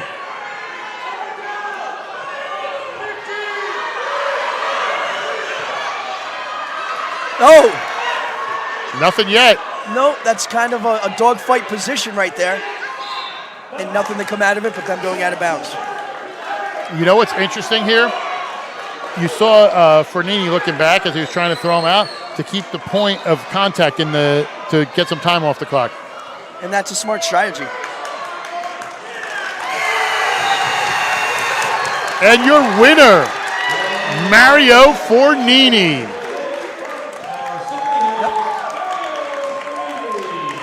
Coming off as the 2nd seed, so in beating the 1st seed. But I think, the way we seeded the tournament a little bit different this year, but I think it's definitely working out. There's always going to be tweaks, so I'm sure we're going to make a couple tweaks to it. But I'd like to see that the 1 and 2s are making the finals for the most part, except for Ray Fonte, who was 3rd. I know. Won. Now we're going to head to a interview with another champion, a man I know very well, Anthony Piemonte. Anthony, talk about this win, obviously coming out here in your home gym. What it means for you to win this title? It means a lot, obviously. Everyone's going to say that, but it means more to me. This match wasn't only county's finals for me. This was a big mental case. DeFrancesco was a big rival of mine, and it feels good to come out on top, especially tonight. Now, and I said this before on air, you wrestled good last year. You've really turned it on this year. Like, it's been a different animal, like just what you've been doing out there. What did you work on in the offseason to just kind of come out there? What was it mental? Was it anything with some move? What was it? Yeah, I would definitely say it was mental. The big thing with me was making weight, wrestling to the best of my ability, and being confident in my ability. And that's really what I was working on, is just, performing to the best that I can. And Coach? All right, so my question of the tournament for this year is, you're in the state tournament, and the tournament ends, and you get to have your first dessert that you haven't had in a long time. You could choose anything you want in the world. What are you having? Well, this is a perfect question for me. I like to consider myself a dessert connoisseur. I think the best option is a mashup of 2 of my favorite desserts, a cookie skillet, which is cookie dough and ice cream. I usually do Reese's ice cream with Reese's cookie dough. So Reese's cookie dough with what? Reese's ice cream too. And then I do, little Reese's cup toppings. If you couldn't tell, I like Reese's. Okay, so you crumble it on top? Oh, yeah. I hate sweets. The only thing I like is a Reese's Pieces. Ah, yeah. So I'll give you one. that. Definitely hands down. I think that's the 2nd best answer we've gotten today. Second. You're right up there, You're bro. getting in there. Congratulations. We'll see. We'll be talking to you soon, I'm sure. Thank you. See you soon. See you soon. We're going to head to the 144 final here. Arter Langkoff, senior from Booton, 21-3, versus Joey Tantawi, a senior from Hanover Park, who is 18-3. He has the quick 3-0 lead. Today's broadcast is brought to you by Champion Athlete Sports Nutrition, Apex Wrestling School, the Harrington Company's Forum Coffee and Performance Trophies, as well as S&S Services, Preacher Corner Boxing, Market Tavern, and Ginza Sushi, the official sponsor of GSHSW.com's live wrestling coverage. We're at the Morris County Wrestling Championships. Donald J. Brower here with head coach Stephen Baig. We're at the 144 bout. We started at 106. Reversal by Landkoff there makes it 3-2 Tantawi. And Landkoff's had a great tournament. Our kid Fennel made it to today. having a huge win over Jack Doty, who was 6th in the region at one point in his career. And then, we hit Landcoff today, and it was tough. Didn't have much on him, and we did get pinned in 3 minutes and 37 seconds, and then he ended up upsetting the second seed and made in a pin in 1 minute and 35 seconds, making his way to the finals. The number 1 seed from Hanover Park made his way to the finals by pinning Woloch in 1 minute and 42 seconds. Then Dombrowski from Montville tech-falled him 22-6 in 5 minutes even. And then went to the finals with a major decision, 14-4 over Ortiz from Madison. Looking back at the consolations, Wiz beat Ortiz. It was an injured default match, so Wiz from Pequannock took 3rd place here today. I'll say something about Arthur here, too. The growth of him the last few years as a wrestler, you're here in the finals of the MCT. That's a great job by Coach Hewitt, coaching up a kid who had some talent, helping him take that next step. Boone's tough this year, too. They have some really tough individuals in their lineup. So, what is this, their 2nd finalist, I think, today? Am I wrong on that? I could be wrong on that. Well, they had... No, that's the 2nd finalist. They had, what's his name at 120? Are you sure? No, never am. But I'm going to go back and check. No, 120 was Neal and That's right. McGinty. It was Brody, Neal, and McGinty. What am I thinking about? No. All right. Koopa was at 120. Maybe that's what I was thinking of, was Koopa. Didn't make the finals. I think he finished... Yeah. I think he finished at 120. I think he finished 3rd. Yeah, so I stand corrected. That happens almost every year, multiple times. So. Not you. Tantawi with another takedown leads 6-2. At least I'll say I know what I know, and I know what I don't know usually. 7-2, excuse me. You got the escape as well.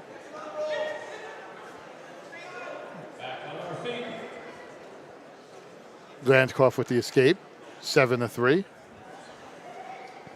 You're very dominant here in the finals. Wow, and he just crowded in on him. He's going to get the point. He's going to get the takedown and possibly some back points. There's the 3 for the takedown, and there we go. Here's the back points. So I don't know what he's holding. He hasn't put up any back points, but he definitely had swipes. They're going to say no backs. 7-6. Wow. I thought there were swipes. I could have swore, unless he went 1, stop, 1, but I thought there were at least 2 swipes there.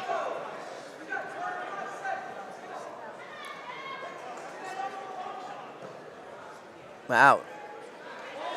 Now he's got to watch for the defensive pin, and they went out of bounds.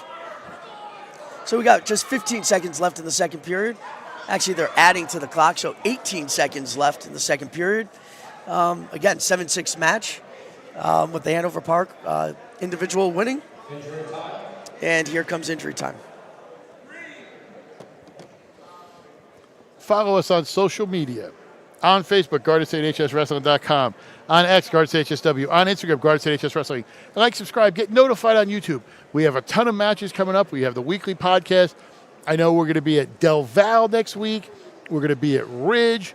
We're going to be at Wayne Valley, Passaic Valley. We got a ton of wrestling still to go. And then we're going to have the sections coming up, the districts, the regions, everywhere. GardenStateHSWrestling.com is your premier high school wrestling provider in all of New Jersey. We show the most matches. Follow us and get notified when we go live. And thank you to our main page sponsors for today, Preacher's Corner Boxing in Hackettstown and S&S Services in Mount Olive. Thank you for providing financial support to help bring this match today. And the Harrington Companies. See, I think you know those guys very well. Harrington Demolition and Recycling, Harrington Construction, Hoffman Supply. The Harrington Companies.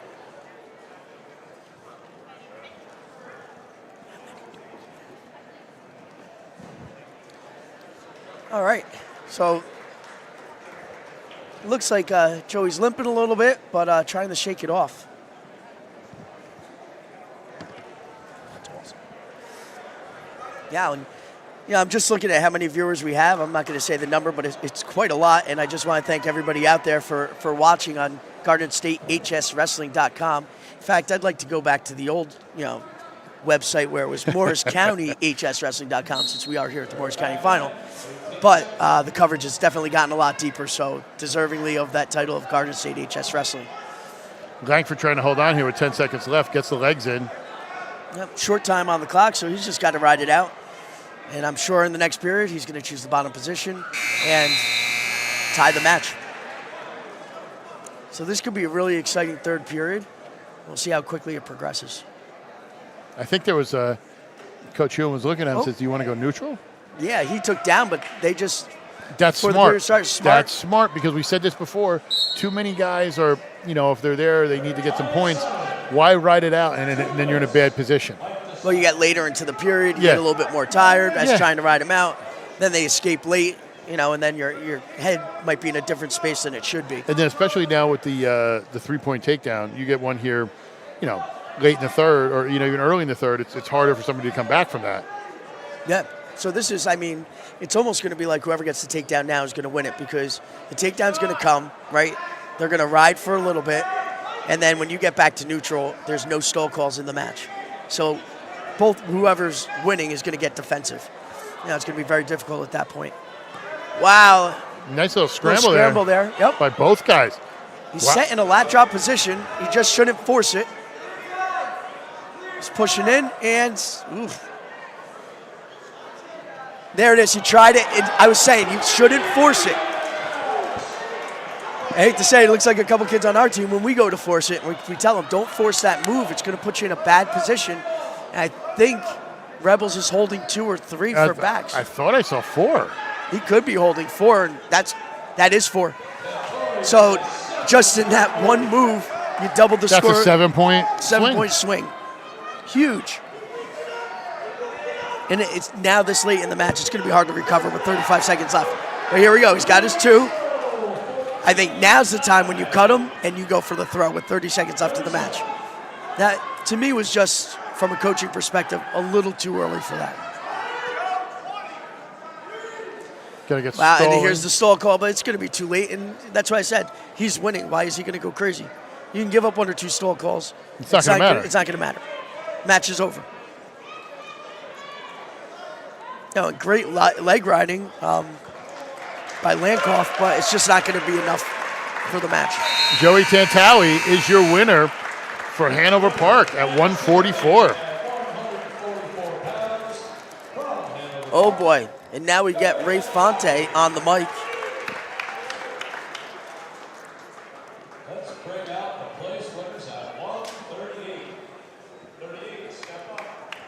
We are here with, as we said, Ray Fonte. Do you know him well, Coach?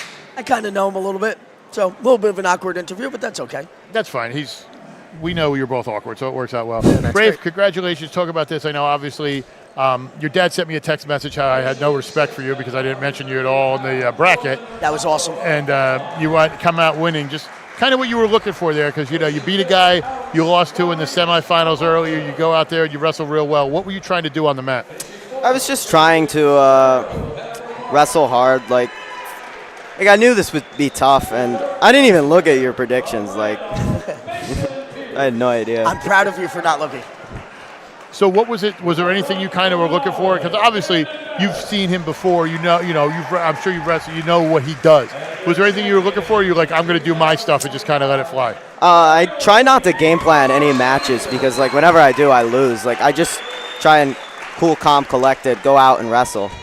Well, your coach was telling us how he gives you when you're ready, you come when you put the hands up when you're there. So yeah, because I just need to stay calm. If I get too amped up or not, I need a middle ground, He was pretty much telling me in the semifinal that I was a little too amped up and I needed to calm down.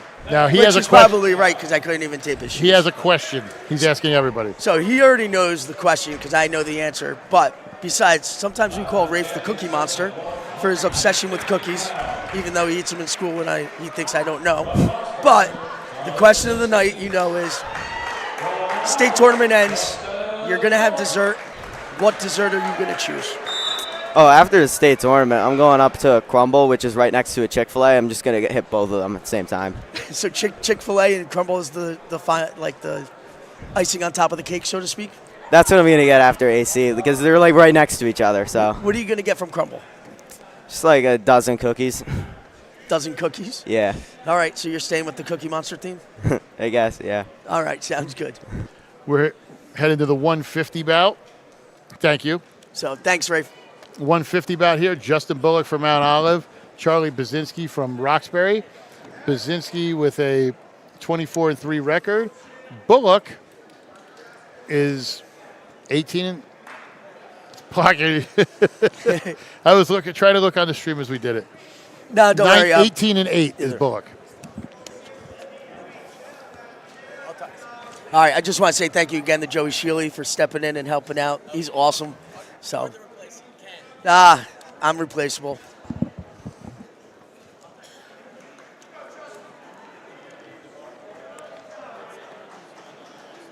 All right, so looking at Justin Bullock here from Mount Olive, he's a sophomore making his way to the finals by a pin over Johnson from Dover in 1 minute and 9 seconds. He had a pin over Dolan from Pequannock in 4 minutes 25 seconds, and Chernow from Morristown in 1 minute and 34 seconds. When we look at McKinsey, a very tough wrestler from Roxbury, the number 2 seed, made his way to the finals with a tech fall over Donnelly from Mountain Lakes in 17-2 in 1 minute, and then had a fall 2 minutes and 37 seconds over Bayer from West Morris Central, and then beat Borello from Hanover Park 7-2 to get to the finals here. Currently, we're in a 0-0 match in the first period with only 17 seconds left.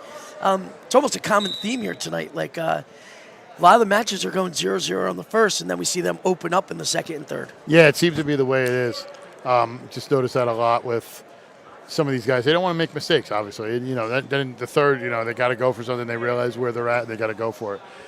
Today's broadcast is presented by Champion Athlete Sports Nutrition, Apex Wrestling School, the Harrington Companies, Champion Athlete Sports Nutrition, and Forum Coffee, the official sponsor of GardenStateHSWrestling.com's live wrestling coverage, and SNS Services, Preacher Corner Boxing, Market Tavern, and Ginza Sushi for their sponsorship to help us provide today.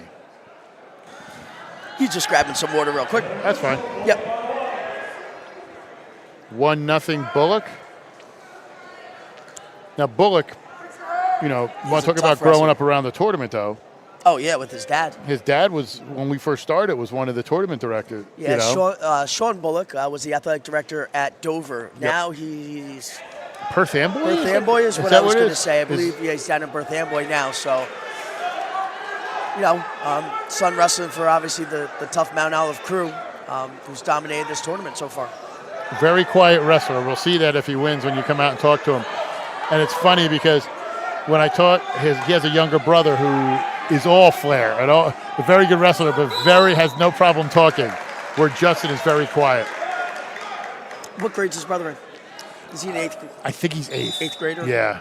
8th or 7th. I know he's not on the high school team yet. But yeah, there's a long tradition of being involved in wrestling with the Bullock family. When I first started coaching at Mendham and took over the head coaching position, I'm not going to say how long ago, Sean was actually the head coach at Dover before taking the athletic director position there. He helps in the youth program now, too. So. Yeah, he helps here at Mount Olive Youth. I mean, he still sat at a table and did the score clock and bout sheets. At one point, the runners disappeared, and he was out doing that. Yep. Takedown by Basinski there. Oh, nice. I know Justin's uncle also helps out with the tournament, so the Bullock family's been around forever with this. Ooh, Broke his that toe point just came up. Okay, that's it. Broke that point of emphasis. Again, thank you for joining us here, GardenStateHSWrestling.com, and our live wrestling coverage of the Morris County Wrestling Tournament Championships. Donald J. Brower here with head coach Stephen Baig. We will be the only place you'll get an interview with every champion after they win, as well as everything else. So, GardenStateHSWrestling.com, your premier provider for high school wrestling in the state of New Jersey. 3-2, Basinski's leading.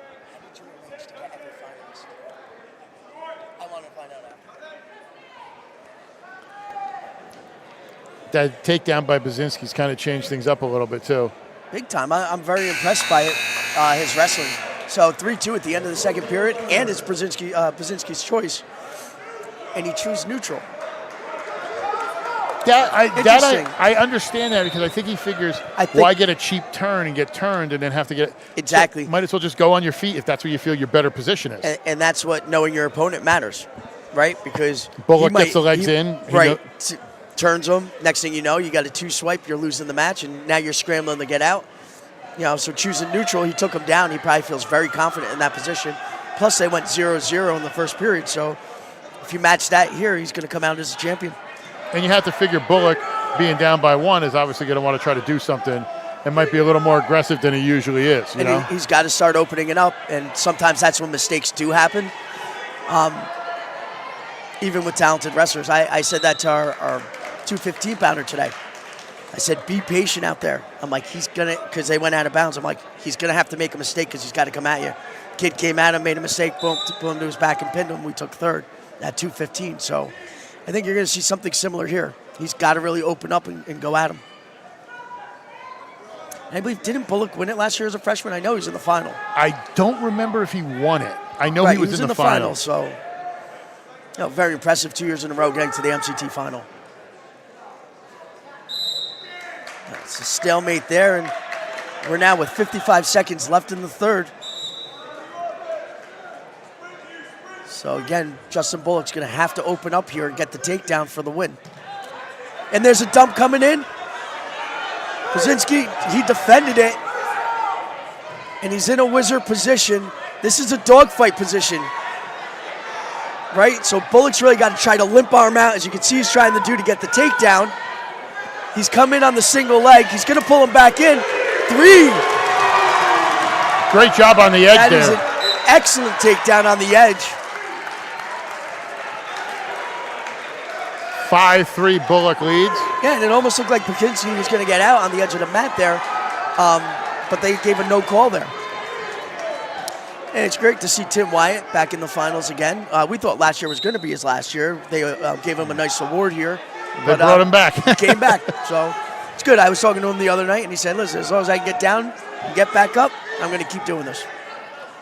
We were talking about that with Coach Zook before. 79, 80 years old is he now, they said? Zook? No. Oh. Wow, reversal to tie the match. Bullock's got to get out here, but we might be going to overtime. I think we're going to hit him in overtime. Wow. Hit him with that double right at the buzzer. This is awesome.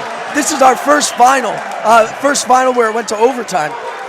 So what's going to happen now is it's 1 minute on their feet. Whoever gets the takedown is going to win the match. If nobody gets a takedown, you're going to 2 30-second periods where you have to choose top bottom, right? And then if it goes into a 4th overtime, that's called the ultimate tiebreaker. If you choose top, you got to ride out for 30 seconds. If you choose bottom, you got to get out within 30 seconds to win. Kaczynski on a single switches to a double. Bullock with some good defense. He's got to drive with his head on the outside. He's in position, but he's out of position now. Wow, this is an exciting match. 35 seconds left in overtime here. Or in the first overtime, I should say. And we're talking about evenly matched guys. There's no more evenly matched guys when you get to overtime. You know what I mean? That's right there. No, this is going to be fun. And if it gets to the ultimate tiebreaker, the person who scored first gets choice. So, and I believe it was Kaczynski who scored first. Yes.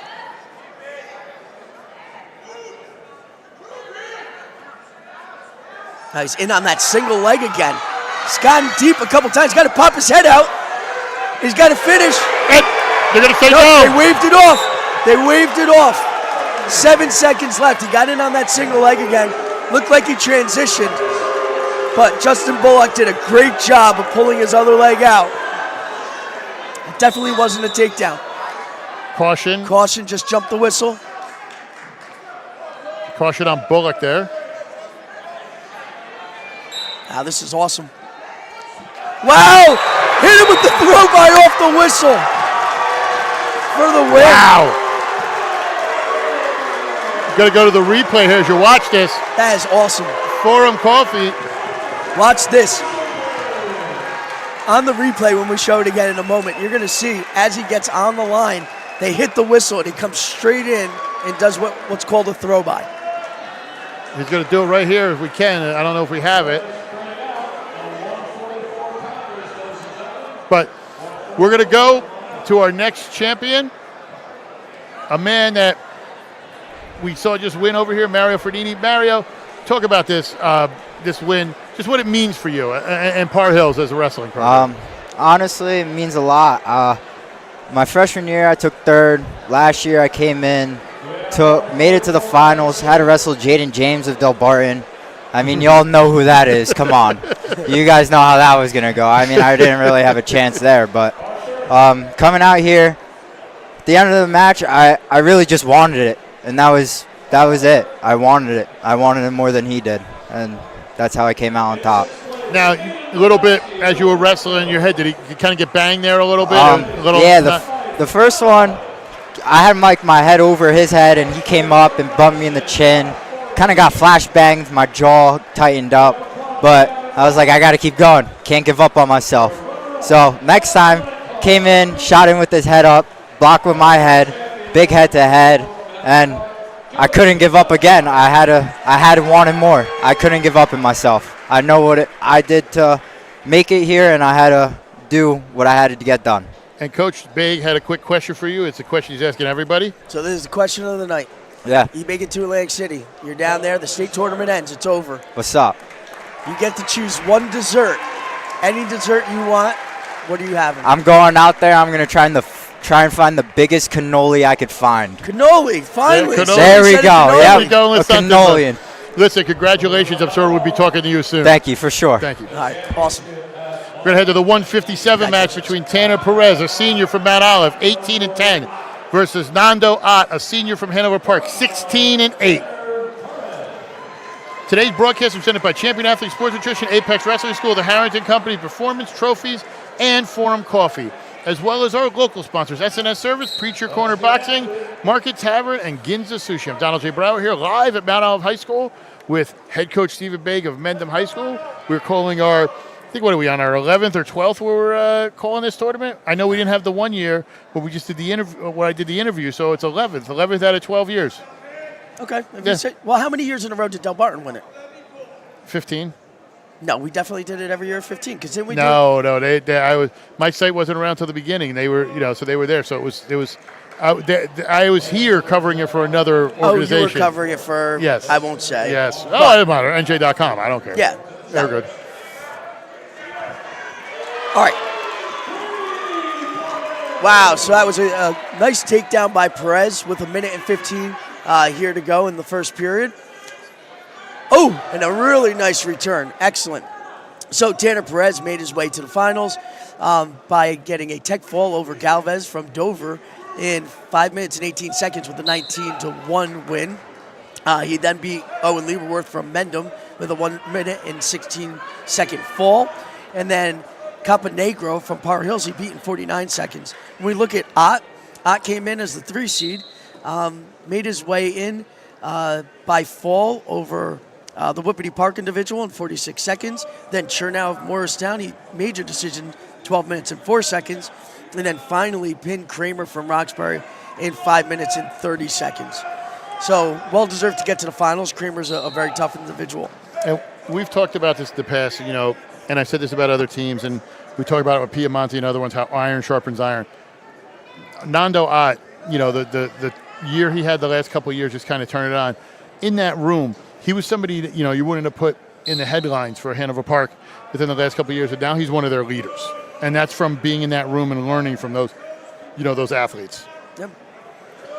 I mean, he's a senior, so he's definitely trained with those guys over the years. I know Dom DeFrancis Antonio, Nick's brother, comes in the room. Wow, and they just went off the mat. All right, so again, we've got 24 seconds left in the first period. We're in the top-bottom position.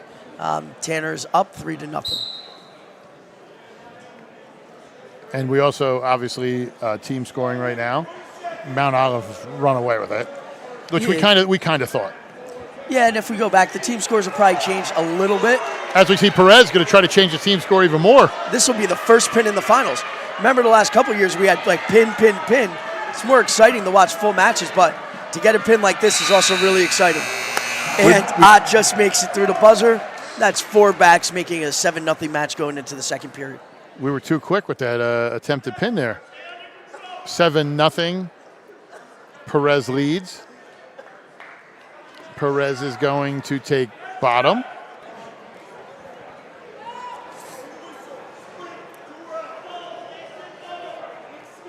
And going back to the team scores, Mount Olive sitting at 275 now with Hanover Park at 189. West Morris Central with 144.5, and Morristown 135.5. In fifth place is Montville at 115.5, Par Hills at 112, Roxbury at 100.5, and then Mendham at 98 points to stay in eighth place. So we had instant feedback. Bullock was not a finalist last year. Oh, good. You got the call wrong. Everybody said great coverage, though. It was nice for people to see me today, but you blew it. They want me to fire you on air, and I won't do it. Well, I didn't do it a couple years ago, and I'm not going to do it now. I said I think he went to the finals. You agreed, though. I did. I know.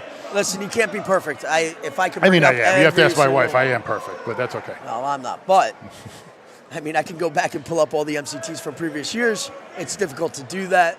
So. Well, actually, it's very convenient on GardensCityHSWrestling.com on our YouTube page. You go back and see it on everything we do. You can watch every MCT we've done.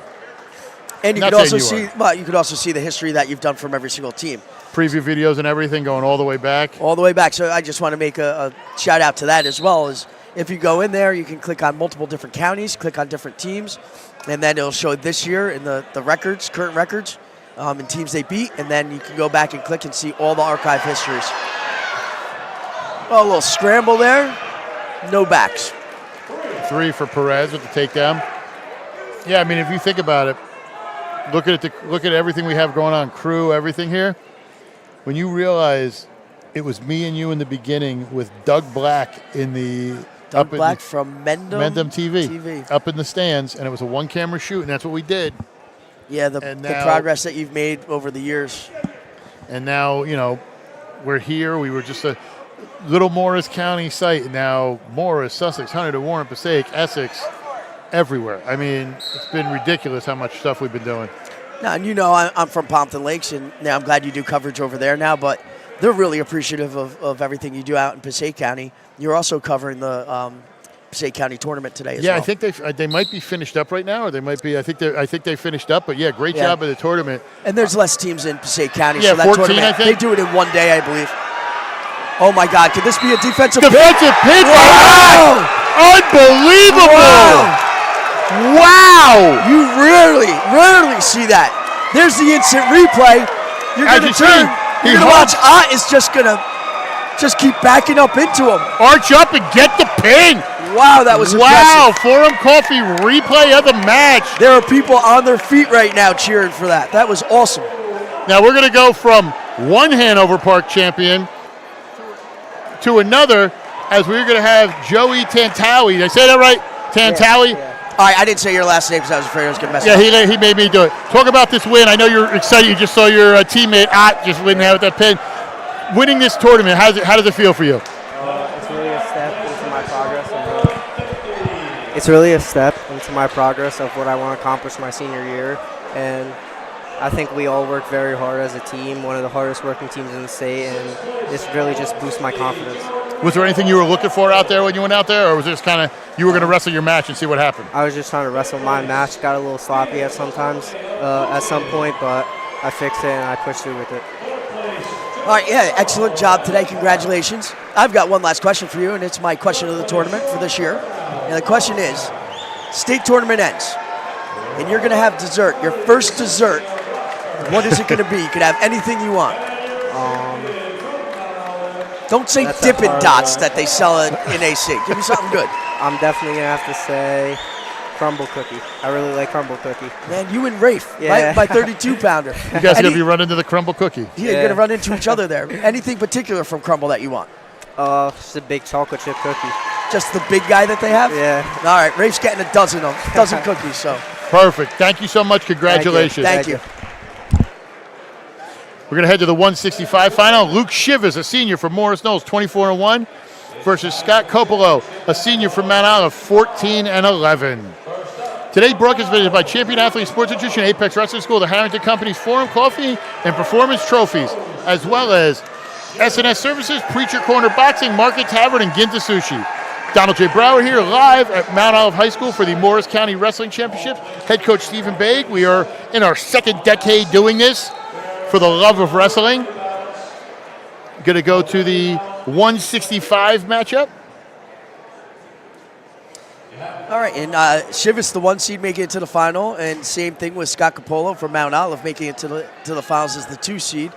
When we look at placing, Monahan from Roxbury won 6-0 over Fala from Montville to place 3rd and Fala 4th. A great throw by Chivas.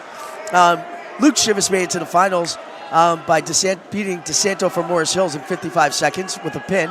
Then over the Randolph individual, he also had a pin there. Then pinned Fala from Montville in 2 minutes and 51 seconds. Capolo made his way to the finals by having a fall in 1 minute and 5 seconds over the Westmore Central wrestler in Montella, and then beat Bonella from Dover in 1 minute and 32 seconds, and then Monahan pinned in 50 seconds. Chivas in control here. It had a nice early takedown. We're in the final minute of the first period.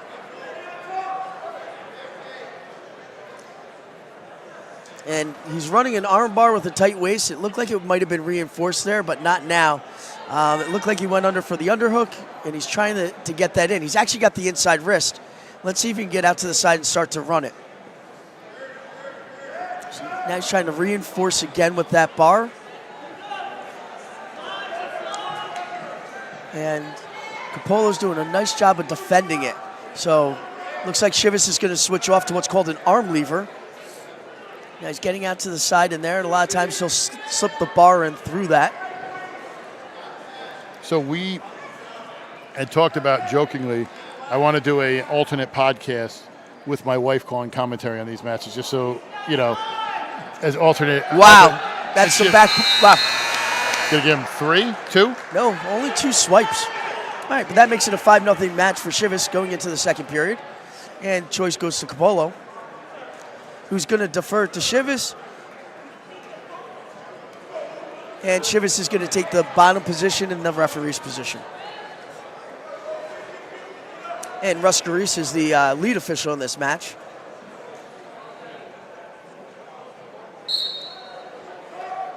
Now I understand.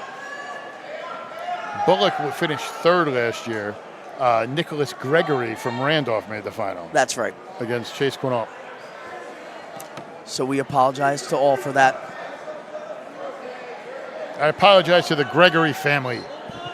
In fact, I didn't get to talk to him today, but his dad was here today walking around watching. He said, that's who said, he said, it was great seeing you today. Oh, is that okay? Yes, it was who. Chivas is working to switch there, but again, Capolo defends it.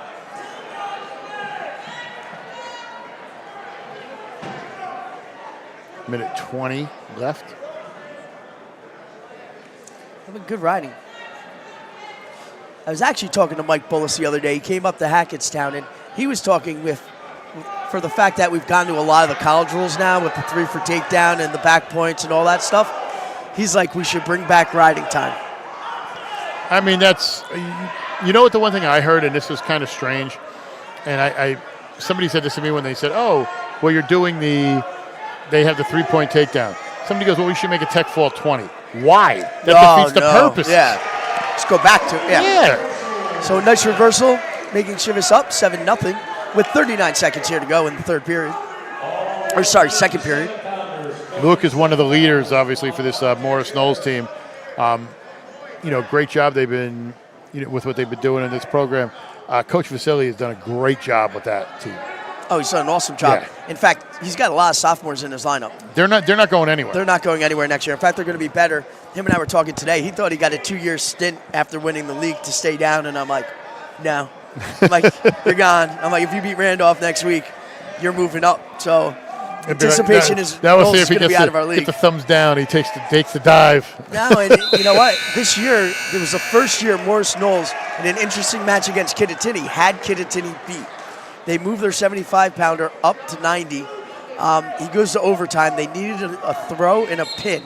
So they go to the 30-second overtimes. When they go to the second 30-second overtime, he wanted to choose top, cut, and then try to throw the kid. Mm-hmm. So they started in neutral. He threw the kid. Pins him. They win the match. I heard about this. A half hour later, Gil, the head coach from Kittatinny, John Gill, great guy, comes up with the rule book and says, you can't do that. You chose neutral. You have to choose stop or bomb. That's illegal. They called the state, and the state ruled that they had to wrestle the 30 seconds over again. So I come out and wrestle the 30 seconds over again. This time, the Kittatinny individual does not get thrown to his back, and Kittatinny beats Morris Knowles. So hopefully Knowles keeps Kittatinny on the schedule. They're young for Kittatinny, and they're usually not, I don't want to say down, but they are down for Kittatinny. A little down for Kittatinny. They're going to obviously lose Dawling to graduation. And there's, other rumblings and stuff up there, but you don't know who's coming in, and I listen. I don't know if Coach Gill's going to retire, not retire. I'm taking nothing away from their youth program. It's going to be a little tougher now. You got High Point, who you kind of had down for a little bit. Now they seem to be on the way back up, and they always are. Yeah. I remember a couple of years ago, somebody goes, High Point finished 12-12. That was such a bad year. I'm like, there's schools that would kill for a 12-12. Yeah. I'm happy at being 8-6 right now. Now it'll be fun too, obviously, if Randolph somehow beats Morris Knowles, then we have a tie in that division. But this is the thing. Next year, Del Barton's out. Yeah. So are they going to move the top two teams up because you're already moving one up and one down? I honestly think do you move two up and one down, or do you just move the one up? So 3 there by Coppola. Wow, and he closes the gap to 8-6. What I would do, and this is just mine, I've posted it before and I'll repost it again this week. I have my own way how divisions should be structured. We obviously want to get fans out there and make it fair. I think that's what you should be doing it that way by geographic and size. So I'll repost that, this week. But I had an idea for doing everything. That'd be interesting. I'd like to see that.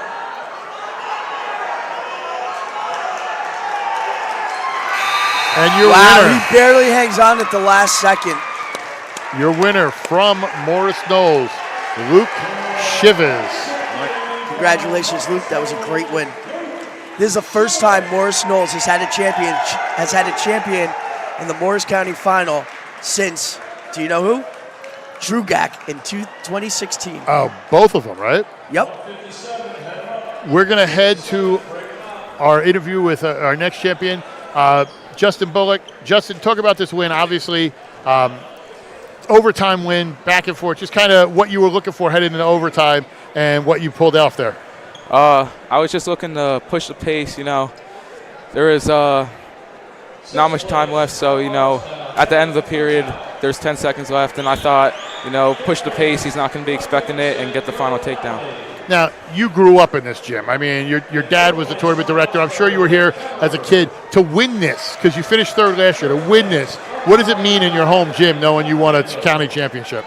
To win in my home gym, watching this tournament since I was in elementary school, it's a dream come true to finally win. It makes it feel even better since it's in my own gym.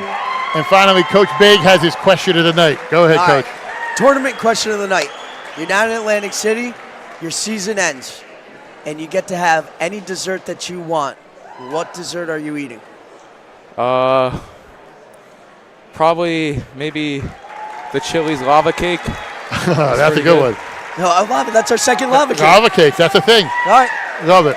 Yeah. Listen, congratulations. I'm sure we'll be talking to you soon. Thank you. Congratulations. Gonna head to the 175, and I gotta bust out the pronunciation here. I'm not trying. I have it. I made sure I saw these names. Okay. Demetrios Mihalakakis from a senior from Morristown, 21-7, and Ronaldo Di Giacomo from Mountain Lakes. And he is a senior who is 24-3. And I have my assistant coach here just listening in. Probably not going to chime in too much with Rich Costa.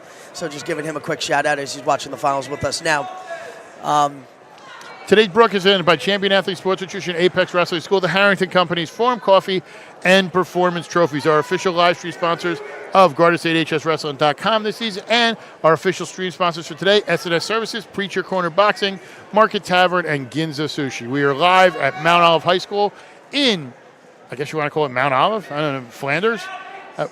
Mount Olive High School, we'll call it that, for the Morris County Wrestling Championships, our 11th year. Coach Baig. Hell, a great tournament so far. Yeah, it's been a heck of a tournament. Again, we have the number 1 seed here in the finals versus the number 3 seed from Morristown.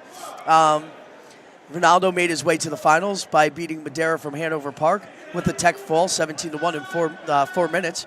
Then he beat Davis from Randolph with an 8-0 major decision. And then finally decision Frayne, who's a very tough freshman wrestler from West Morris Central, 6-3. We're looking at our number 3 seed, Demetrio from Morristown, who made his way to the final with a pin in 4 minutes and 45 seconds over Gray from Jefferson. Then beat Romilly 11-6, very tough wrestler from Pequannock. And then made his final way to the finals, beating the Morris Hills wrestler 10-7. So both wrestlers not just crushing it to the finals with all pins. Really had some tough matches in a deep weight class here at 175. 175 was the open weight class. And when I looked at the names who I had to get photonetic spelling. So I went to Coach Flynn from Morristown. I said, how do you say his last name? He goes, and he told me, it's very simple. When I looked at it, I couldn't believe what the name was. And he sat him down. He says, Coach, you say it just like you do. It's me, ha, la, kak, kos. He said it's like you're almost saying each syllable. I was like, okay, perfect. Because I would have messed that up for sure. As he's in here on a shot, but... Mihala Hako? So it's Miha, La, Kak, Host. And you're going to get a 3 there by... 3 right at the end of the period. By DiGiacomo. And we talked about this too. You notice as a coach. What is the one thing you hate? The one thing I hate? What is the one thing you hate somebody doing at the end of a period? Oh, the end of the period, I was going to say missing weight. But oh, that's true. Anyway, at the end of the period, not looking at the coach. And giving up points. And then giving up points. Yes. Yeah. Oh, giving up points within the last 10 seconds is worse.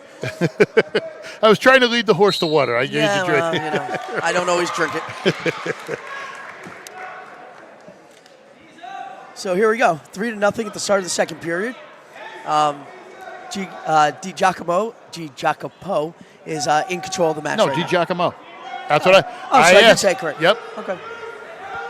Yeah, we've got some tricky names this year. Oh, between this, the Essex County tournament I did, some of the names. I'm sure the Passaic County tournament wasn't easy for James and that crew today either. No, I'm sure. Some of those names, I mean, some of them aren't too bad, but yeah, you got to, especially like, Caldwell and West Essex, some of those names. And, I'm from East Hanover, so the Italian name, it's very, along those lines. So you mess some names up and your vowels here, everything. So listen, I'd love to say I'm a professional broadcaster, but I think amateur would have to be the role here.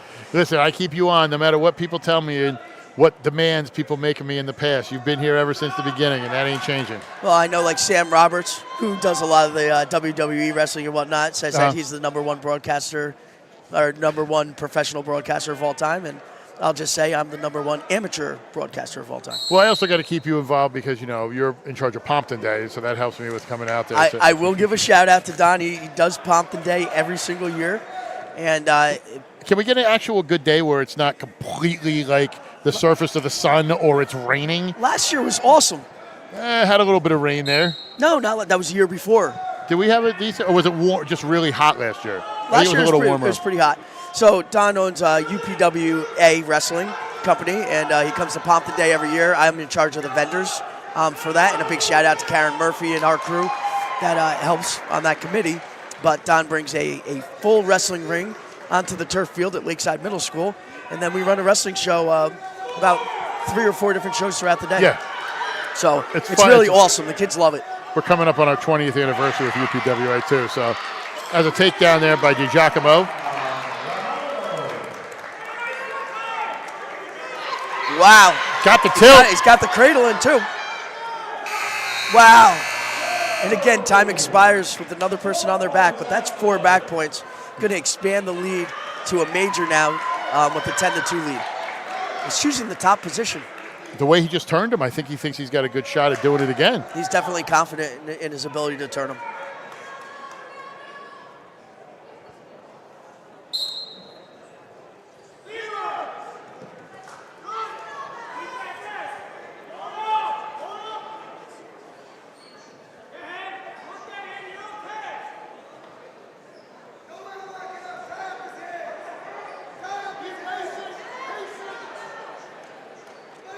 trying to fold him up here. See if he can get that cradle. He had it locked in before. He's close.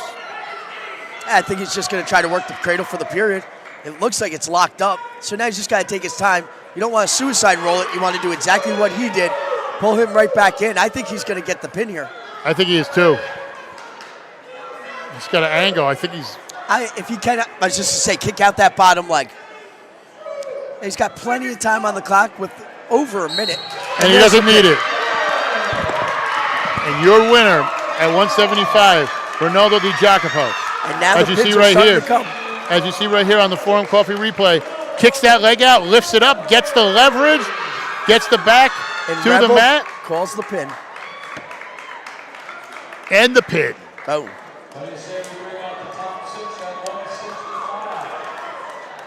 We're going to go from one winner to another, as we are going to get the champion from Hanover Park, Nando Ott. Did I say that right? Because they yell at me. I mispronounced your first name. Guy sends a lookalike over to get his picture done before, like it's a joke. Nando, talk about this. Down big. You're going there, you're rolling. When you realized the position you were in and you got back, was that what you were looking for here? Because, you know, he was up, trying to go for a roll, defensive pin, the thought going through your head. He had just taken me down, and I said a little prayer. I was thinking, like, I'm going to need a miracle to pull this one out, and that's exactly what I got there. Got in a good position, and I held on a little bit. Now, Hanover Park, great representation here. This program, just kind of how you guys felt you wrestled this weekend. Really well. I'm really proud of all our guys that we punched 11 guys through to the next day.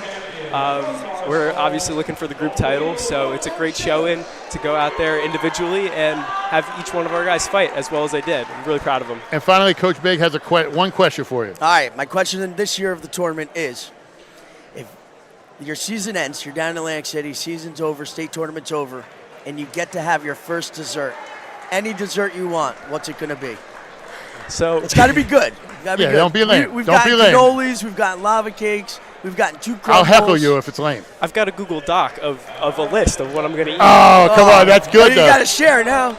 Top thing, Turkey Hill 2-pint of chocolate peanut butter cup. Oh, nice. Chocolate nice. peanut butter cup's good. I'll give you that. Nice. Turkey Hill, though, I don't know. It is what it is, but go ahead. All right. Enjoy it. Anything else you want to share that you have on the food list? We're No. foodies. All right. I'll send it in. I'll submit a list. All right, submit the list. We'll post it. Heading to the 190 final Congratulations. from Mount Olive, Tyler Cumming, and from Hanover Park, Vincenzo Laval. I think this is going to be a great final. We're down to our last 3 matches of the night. I'm pretty sure Laval and Cummings are both seniors. Laval's definitely a senior, and so is Tyler Cummings. Yep. Cumming is 20-6. Laval is 23-3. A 3-time medalist is Laval. 2 third place finishes, 1 second place. Yep. Going for that elusive title this year. Quick takedown escape. Basically having his way with him right now. Yeah, crazy. He's up 9-3 already, and we're only 30 seconds into the match. And there's another 3, and he's going to cut him again. Looks like he's looking to tech fall in the finals here with Cumming.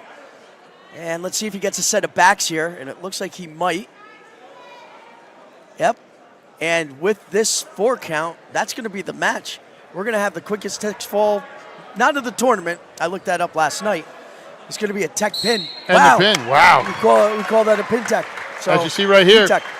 he rolls him over, Forum Coffee replay, has the arm, positions him, lifts, and is going to get the pin as he cinches it in.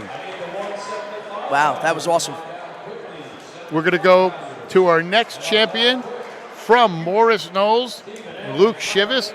Luke, congratulations. Talk about this win and just kind of what it means to be a champion here. I knew I was the 1 seed, and I knew they knew what I was going to do in this tournament, so I went out there and proved it. Had some hard matches, but we powered through, got the W. Was there anything you were looking for in that final that you wanted to kind of work on, or did you just say, hey, I'm going out and doing what I need to do? I knew he was going to be aggressive, very defensive player. Give him props to that. And just went out there, be more aggressive, take more shots. Now, and Coach Baig has a question. He's asked everybody. So be ready for this. All right. So this, again, is my question of the tournament, the only interview question I'm asking. You're down in Atlantic City. Your season ends. State tournament's over. You're going to go have dessert. What dessert are you going to have? You can have anything you want. It's a hard question. He really stumped you with this one. I think I got to go with good old cheesecake. Nothing beats Cheesecake. that. That's not bad. I like that. That's the first cheesecake we've got. But wait, what kind of cheesecake? I just got to go with the normal one. Just the white one, yeah. Plain cheesecake. Yeah. I respect that. I respect that. Congratulations. I'm sure we'll be talking to you again soon. Thank you.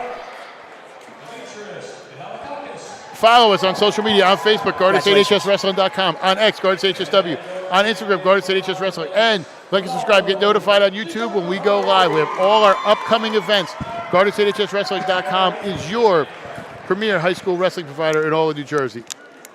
And we'd like to thank our main sponsors for today, Preacher Quarters Boxing, S&S Services in Mount Olive, and the Harrington Companies.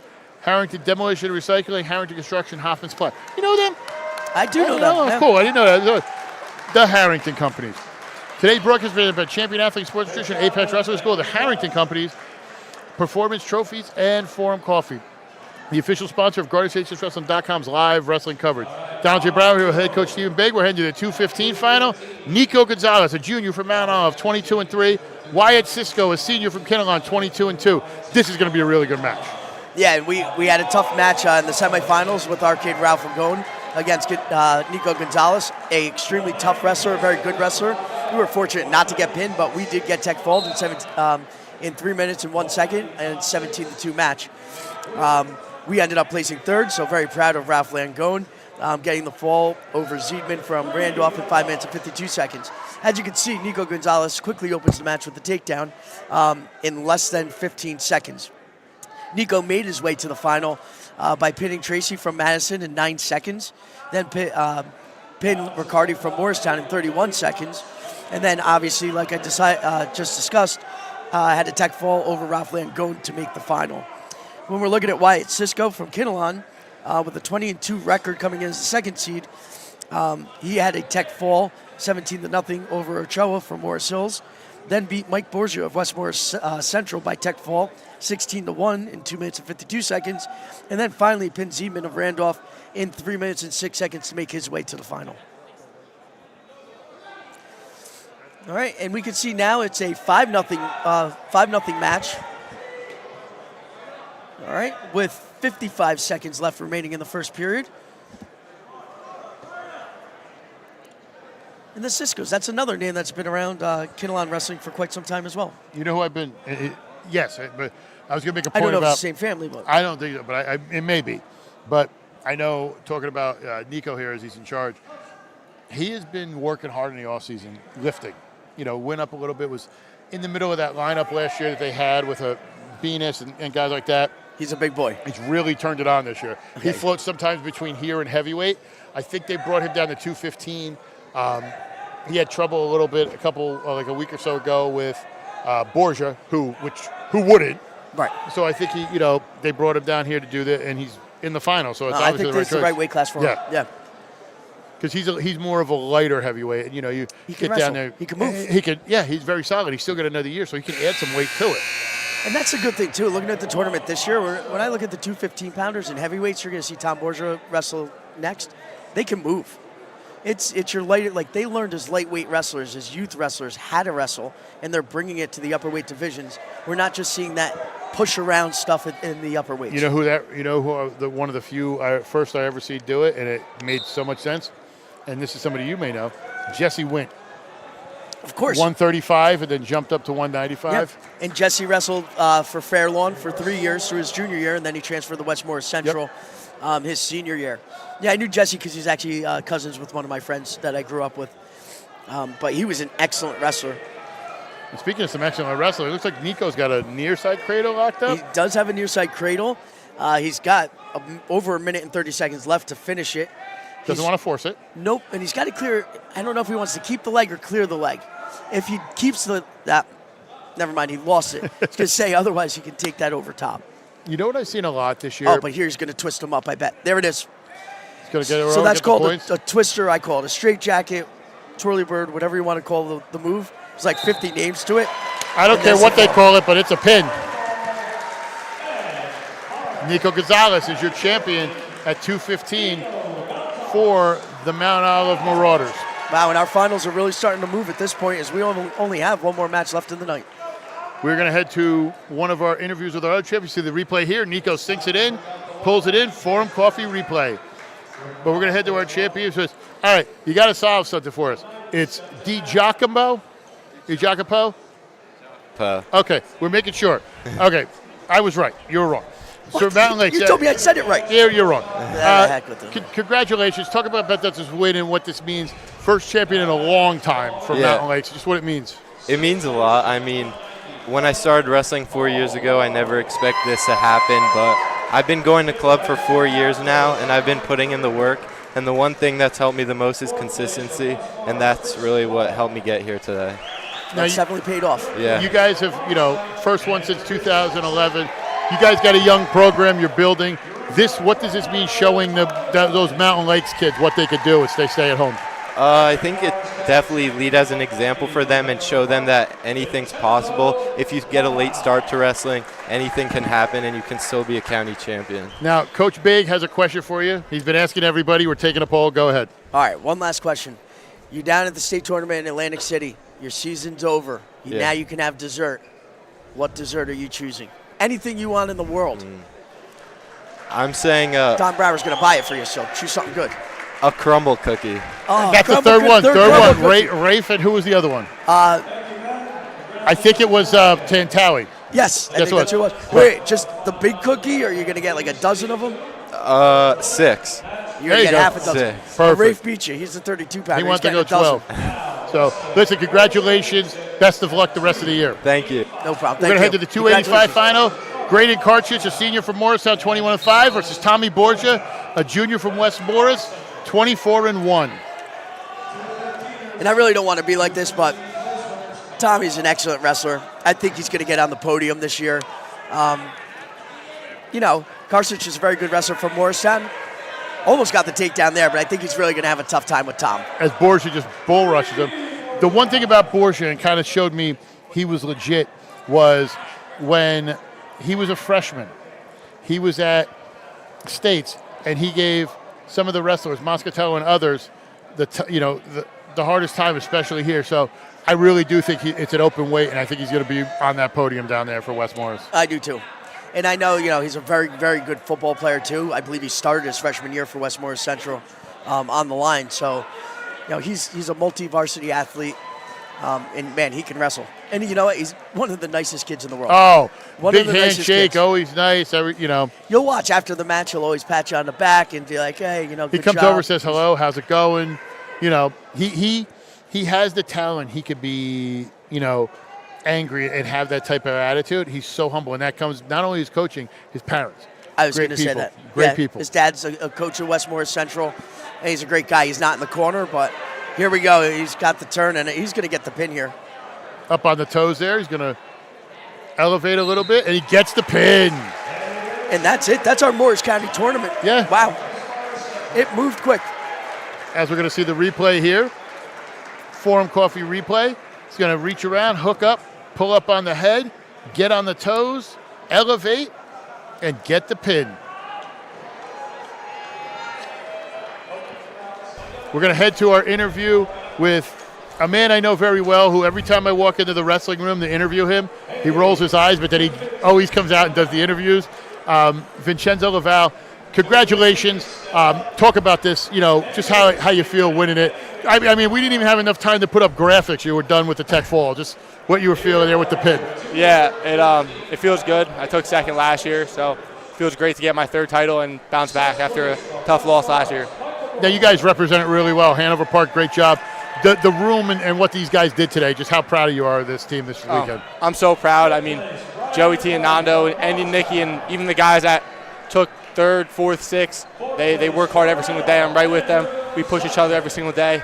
Me and Nando, we drill together all the time, and it feels great to see him pull through and shows off our hard work. And Coach Baig has a question he's been asking everybody. Coach, go ahead. All right, Vincenzo. You're down in Atlantic City. You're in the finals. Let's say you win it this year. You got a good chance. No, he's going to win it this year. All right, he wins it this year. I'm giving the hypothetical. You're going to celebrate afterwards, and it's dessert. You can have any dessert in the world that you want. What dessert are you having? I can see the gears working. Go ahead. Yep. I don't know. I think I'm just going a large bowl of ice cream. You gotta give us the kind of ice cream. What toppings are probably we like graham cracker s'mores kind of Oh, flavor. nice. I like that. With a lot of chocolate sprinkles. And since it's after the season, I'll throw in a peanut butter drizzle. There you go. That's good. All right, I applaud that. That's got to be top 3. That's top 3 for definitely what top we do. 3. We're putting you up there. Perfect. Congratulations. I'm sure we'll be talking to you later on. Thank you. Follow us on social media on Facebook, GardenStateHSWrestling.com, on X, GardenStateHSW, at Garden State HS Wrestling on Instagram, and like and subscribe. Get notified when we go live with all of our upcoming events. GardenStateHSWrestling.com is your premier high school wrestling provider in all of New Jersey. And our main sponsors of today, Preacher's Corner Boxing, S&S Services, and the Harrington Companies. Harrington Demolition and Recycling, Harrington Construction, and Hoffman Supply. So we're going to head to our next interview with our champion at 215, Nico Gonzalez. Nico, congratulations. Thank you. I know you've worked hard in the offseason to get here. How does it feel winning this in your home gym? Feels amazing, you know, but all that hard work pays off, and I'm honestly not surprised because I don't know, man. I'm too excited. You know what I mean? But now, you came out last year. You guys had a really great season. What did you work on in the offseason? Because you seem different this year. the offseason, I realized I had no mobility whatsoever. Like, I could barely touch my toes, so I worked a lot on, like, mobility. And I got I worked on getting strength to that mobility. And honestly, that worked wonders for me in the offseason, and especially this season, too. And also working on my shot, because I found that knee pull single works wonders for me, too. And just working on that in the offseason, doing it thousands of times, honestly just like brought me up to this point. You know? And Coach Baig said it. You are more suited at 215 with your size, your strength. You're a dominating 215. He has a question he's been asking everybody. We're taking a poll. Go ahead, Coach. All right. So you're in Atlantic City. Tournament's over. You're done. You get to have dessert. What dessert are you having? Anything you want in the world. And Coach Smythe says he's going to buy it. Really? The eyes opened up. Now it changes. Know what I've been craving? Whole plate of tiramisu. Oh, that's a good one. That's a good one, too. Big old plate of tiramisu. That's a good one. That's right there. That does it for me. Who else? Were you a tiramisu guy? Yeah. Yep. Yeah, my assistant everybody coach was a loves tiramisu. Perfect. That's awesome. Listen, congratulations. I know we're going to be Thank you so talking to much. you later on. And best of luck the rest of the season. Thank you so much. Really appreciate it. Awesome. Thank you. Good job, Nico. How do you become a sponsor? Do you own a local business? Become a sponsor. Sponsorship opportunities are available for team pages and live stream coverage. Click on your logo here or send an email to admin@GardenStateHSWrestling.com. We provide the most wrestling coverage in the state of New Jersey. GardenStateHSWrestling.com is the premier high school wrestling provider. And let's get into social medias again. On Facebook, GardenStateHSWrestling.com. On X, GardenStateHSW. On Instagram, GardenStateHSWrestling. Like and subscribe, get notified on YouTube. We have the upcoming podcast. We have everything we're going to be doing. GardenStateHSWrestling.com is your premier high school wrestling provider in all of New Jersey. And we're going to be joined here in a minute by Tommy Borgia. But let's go over the final team scoring right now. Top 10. So I'll give you the top 10. Mount Olive ran away with the tournament. With Well, you got to do it the other way. Come on. Oh, all right. Come on. Fine. Well, you just spoiled well, we it. knew that it went anyway. What the heck? All right. Morris Knowles came in 10th place with 77 points. Booton followed in 9th place with 87 points. Mendham, our team, 8th place with 98 points. Right behind Roxbury in 7th place with 100.5 points. Par Hills with 112. Montville with 115.5 in 5th. Morristown placing 4th with 135.5. West Morris Central finishing 3rd with 150.5 points. Hanover Park closing the gap a little bit with 205 points, taking 2nd. And, of course, our champions, Mount Olive High School with 285 points. Now we're going to head to our interview with our last champion, Tommy Borgia. Tommy, listen, congratulations. We knew coming in, we were talking about it, this match, your win. What does it mean to you coming out here and winning this? The past few years, I took 3rd my freshman year and then 2nd last year, lost to a Delby guy. So, at the same time, it's a little bittersweet. They're not in here to get after them and wrestle some good competition, but I'm glad I could take it home this year. And I just want to thank my family, everyone for coming out, and got a bunch of family here, especially Uncle Dave. Thanks for making the trip out here. So, thank you guys. We were talking about the family, about how, you have the ability that you could kind of be and not to sugarcoat, you could be an ass if you want. You could have an ego, but you're not. And we know that's through with the family and everything else. Your family's a big part of it. Just kind of talk about that and your journey through wrestling here. No, for sure. I mean, I started wrestling literally when I was in diapers with my dad, getting up to Dover and Sparta, and he was the head coach there forever. So, I mean, having him in my corner my whole life has been great. And then my mom, my cousins, my grandpa, we're a wrestling family from Roxbury. So it doesn't get much better than that, winning the county tournament at home, not going to private school or anything. So it's great getting it done here in front of everyone I love. We talked about it when you were out there, too, how respectful you are always with the handshake and everything. And Coach Baig was saying he had a question. It's a poll he's taking. Go ahead, Coach. All right. Question of the tournament. All right, I'll come up with something different next year. Don't worry. Let's go. All right. Atlantic City's done. All right. Your dad says, I'm going to take you out and buy you any dessert that you want. What dessert are you going to have? Oh, I'm going cookie skillet from Chili's. That's not bad. Skillet. I like Cookie that. skillet from Chili's. I like that. You gotta love the cookie skillet. Get a little ice cream, a little cookie. Oh, that ice cream melting over it. What kind of ice cream? Vanilla. Vanilla. You gotta have basic vanilla. What do you mean? Gotta have basic vanilla. On the skillet, of course, you have a little vanilla. It melts. I'm a fat guy. That's my dream. I know exactly what we're talking about here. Exactly. It's just a nice mixture. So, listen, congratulations. Have you been having dessert throughout the season? Yeah, wrestling heavyweight. Just making sure. Just wanted to check. I was going to say, you don't have to worry about I worked in an ice cream parlor. Yeah. I worked in an ice cream place for 15 years. Managed It's the best. Never had It's ice the cream. best. No way. Not a cone. Wow. I'm not a sweet guy. Oh, my goodness. He's insane. It might be the last year. That's the line with me for him. That's it. That might be the line. what am I But gonna do? listen, congratulations. We really enjoyed watching you wrestle. Best of luck the rest of the year. Thank you guys so much. Appreciate it. Thank you. Awesome. We're going to head. I'd like to thank our main sponsor, Great job, man. Preacher's Corner Boxing, S&S Service, and the Harrington Companies for providing all sponsorships for this past season and everything we do. GuardiansHSWrestling.com is your premier high school wrestling provider in all of New Jersey. And the and social media. We're going to do social media next. Follow us at GuardiansHSWrestling.com on Facebook, X GuardiansHSWrestling, on Instagram, GuardiansHSWrestling, and like and subscribe, get notified when we go live. We have a lot of stuff coming up for the rest of the week. This is just a start for us. GuardiansHSWrestling.com is your premier high school wrestling provider. We are in the Harrington Press Box. It's funny we just had Harrington on there. It's the Harrington Press Box. Coach Baig, it seems fitting you're in the Harrington Press Box. Great tournament. I know a lot of people said a little luster was taken over with Del Bart not being here. I don't buy it. I think it was still a great tournament, very competitive, a lot of guys out there battling, and just kind of what your thoughts were on the tournament. No, I thought it was a great tournament as well. Like I said, I don't think there was any all of a sudden Del Barton's here and now the tournament's down. No. That didn't happen. Again, you had a lot of great state qualifiers that were in this tournament. You have a lot of great state place winners that were still in this tournament, and I think next year it's just going to be as exciting as it was this year. And hopefully we just have a little bit more of a tighter team race. That'll really make it exciting. Yeah, that Mount Olive team is insane. The crowd here was awesome. And the last thing is I'd just like to thank the Mount Olive crew. Again, our tournament directors, in Matt Moscatello and in Koch. and Billy Koch. All right. They did an awesome job running this tournament. Colleen Souffle was the athletic director in charge, and just the entire Mount Olive staff. So thank you for everything. It was a great tournament. And Don, thank you for having me on again. And it's been a good 11, 12-year run, whatever it's been. Listen, I can't believe it. We've been doing this since the beginning when it was me, you, Doug Black, and a camera. Now we're here. We got a full crew. I'm going to be a dad. Like, how does that work? Like, I mean, I know how it works. Let's not pretend I don't know how that works. I'm 47. I understand how things work. It's facetious the way I said it, please. I don't need people saying Don Brown knows what we talk about. But it's been a great tournament. Thank you to my crew, Jared, the podcasting legend. Yeah, thank you, guys. You know, and girls. It's a great job. Everybody's done here. We're going to have a podcast tomorrow. We're going to have a bunch of stuff. Check the schedule. We'll be posting on social media. Got a bunch coming up. This is not the end for us. We are back live. That's thanks to you, everybody who called, everybody who said GuardiansHSWrestling.com live. It's because of you. Thank you, thank you, thank you. We're back.